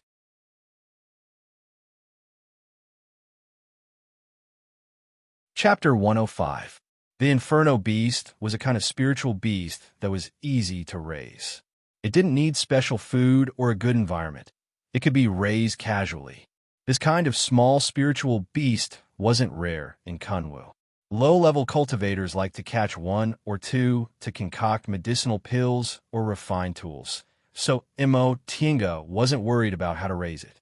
After catching the little Inferno Beast, Tinga raised it in the spiritual beast room and in the small valley behind her cave. In any case, there weren't many things in her cave, and the medicinal fields in the valley were also covered with restrictions. At most, the little fellow could only gnaw on the turf and wouldn't cause much trouble. When it was hungry, she fed it with aura pills. When it was thirsty, there was a spring in the valley. Moreover, without any natural enemies, the little fellow grew round very quickly. After a month, she had some clues about the soul-refining art, and the Inferno Beast no longer had any resistance towards her. So Tinga started to concoct medicinal pills. The basic medicinal pills for foundation-building cultivators were soul-strengthening pills. She had already concocted constitution-enhancing pills, so it wasn't difficult. However, the spiritual plants needed weren't as cheap as the medicinal pills for aura-refining cultivators. After spending several thousand spirit stones, she only bought 100 sets of raw materials. Fortunately, she now had the allowance of an elite disciple. In addition to her original several thousand spirit stones, she could afford it. After catching the Inferno Beast and bringing it to the concocting room, Tinga closed her door and immersed herself in studying pill concocting. Several months passed in a hurry. One day, she suddenly heard the ringing of a bell outside. Only then did she realize that a long time had passed. Tinga stopped concocting and walked out of her cave. She happened to run into Wei Jiasi, who was walking out with a worried expression. Tinga stepped forward to greet her. "Senior Marshal Sister Wei, what happened?" Wei Jiasi shook her head and answered faintly, "I just heard the bell, so I naturally didn't know. This bell is used to summon disciples. Disciples from every peak have to go to the main peak when they hear it. You'll know when you get there." Wei Jiasi no longer looked at Tinga and flew towards the main peak on her flying magic tool. Tinga looked around. Han Xingyu hadn't returned since she disappeared, and Luo Fengshue's cave was also quiet. She was probably in the steward's hall. Tinga didn't know anyone else, so she also flew towards the main peak on her flying sword. At this very moment, all the disciples on the mountain were busy, but they weren't in a mess. Disciples in the foundation building realm and above were riding their flying magic tools, while aura-refining disciples were riding the 10,000 miles cloud shared by each peak, rushing towards the main peak. As Tinga watched, she couldn't help but sigh inwardly. This was the demeanor of a famous and big cultivation group. These disciples suddenly encountered a problem, but they didn't panic at all. Several thousand disciples acted in an orderly manner. Presumably, even if something happened, they wouldn't be the slightest bit flustered when dealing with it. Once she arrived at the main peak, She looked down and saw that the square was already full of people. Several dozen core formation cultivators and 2 nascent soul grandmasters were standing at the entrance of the main hall of the 3 pure ones with solemn expressions on their faces. Mo Tienga quickly found the place where the foundation building disciples were standing. She landed her flying sword and stood there solemnly. There were more than 10 core formation cultivators and 2 nascent soul grandmasters. She didn't believe that nothing serious had happened. Could it be related to senior sister Han's disappearance? Although Mo Tienga had been concocting medicinal pills in seclusion for several months, she knew there was no news of senior sister Han after she disappeared. Several martial uncles left the mountain to look for her, but they didn't find any clues. She occasionally went to see Martial Uncle Xianin, but he always looked worried. The square was gradually filled with people. When all the disciples returned to their positions, an old nascent soul Taoist who was leading the group glanced at them. A core formation cultivator stepped forward and shouted, "Disciples, be quiet." His voice wasn't very loud, but could be heard clearly in every corner. The disciples who were originally whispering to each other immediately stopped talking. The core formation cultivator's expression was solemn. He said in a deep voice, "I summoned all the disciples here because I have something to tell you. Several months ago, there were abnormal movements of demonic beasts in the southern forest.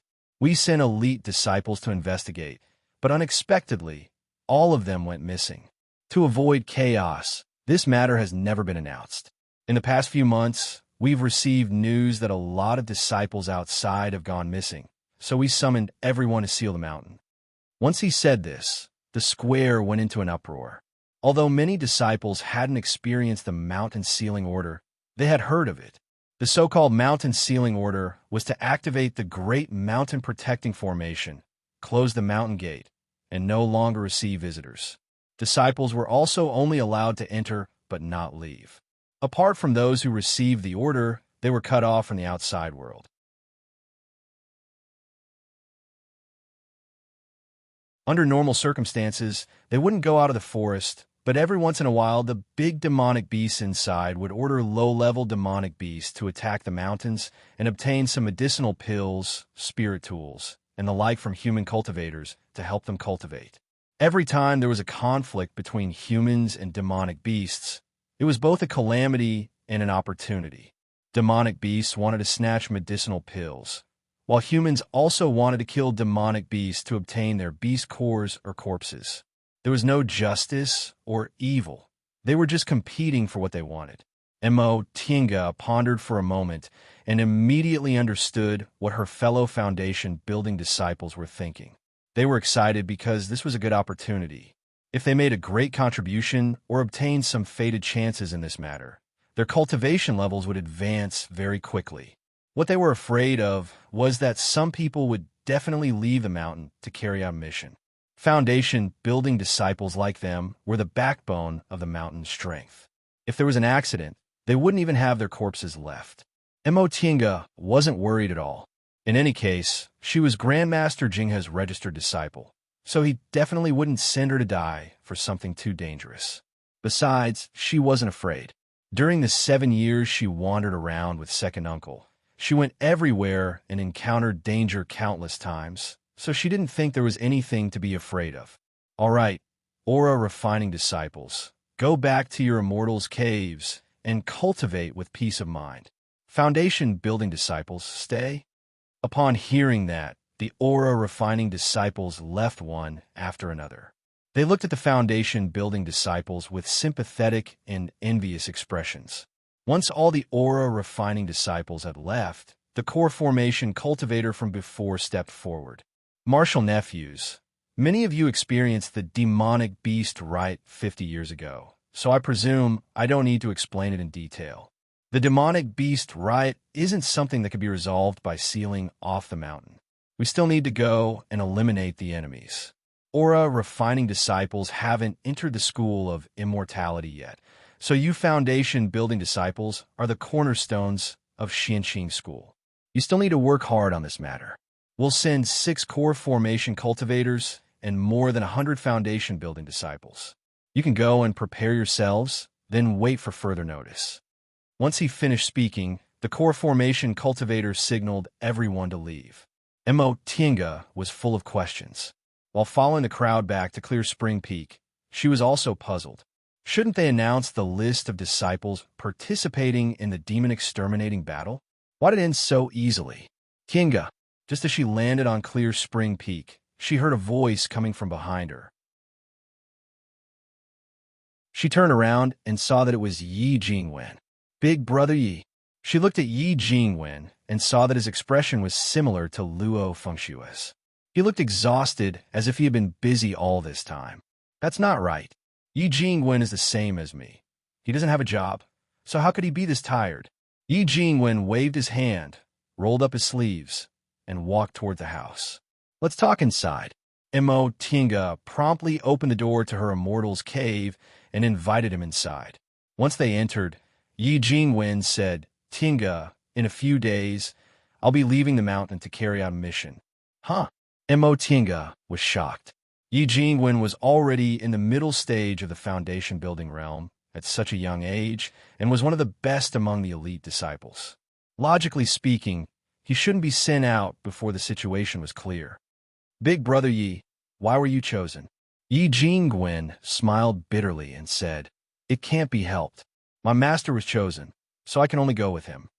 And could it be that the people who will go have already been decided? Yi Jingwen nodded. Before this matter was announced, the martial uncles already knew about it and already decided who would leave the mountain to exterminate the demons. Each of the 6 peaks will send a core formation senior, and our Clear Spring Peak will be sent by my master, Master Daoist Qingyuan. Oh, in that case, with the master there shouldn't be any danger.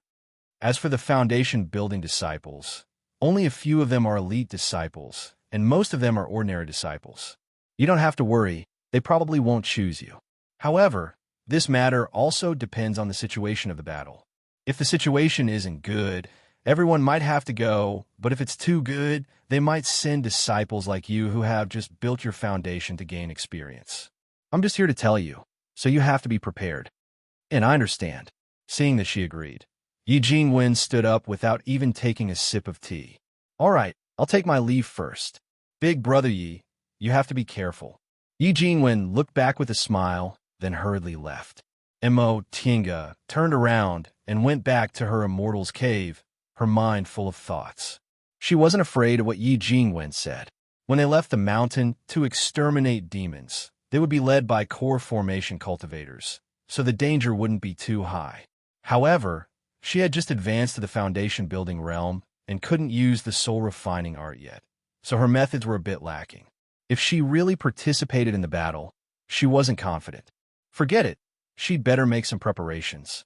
If it really was her turn, she wouldn't be flustered. She had to prepare some life-saving measures. You're tuning in to the Romance Rendezvous YouTube channel. We're so grateful for your support, and don't forget to subscribe to join us on this incredible journey through captivating stories.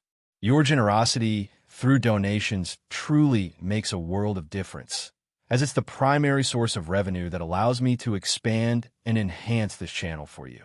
Thank you from the bottom of my heart for being a part of this adventure.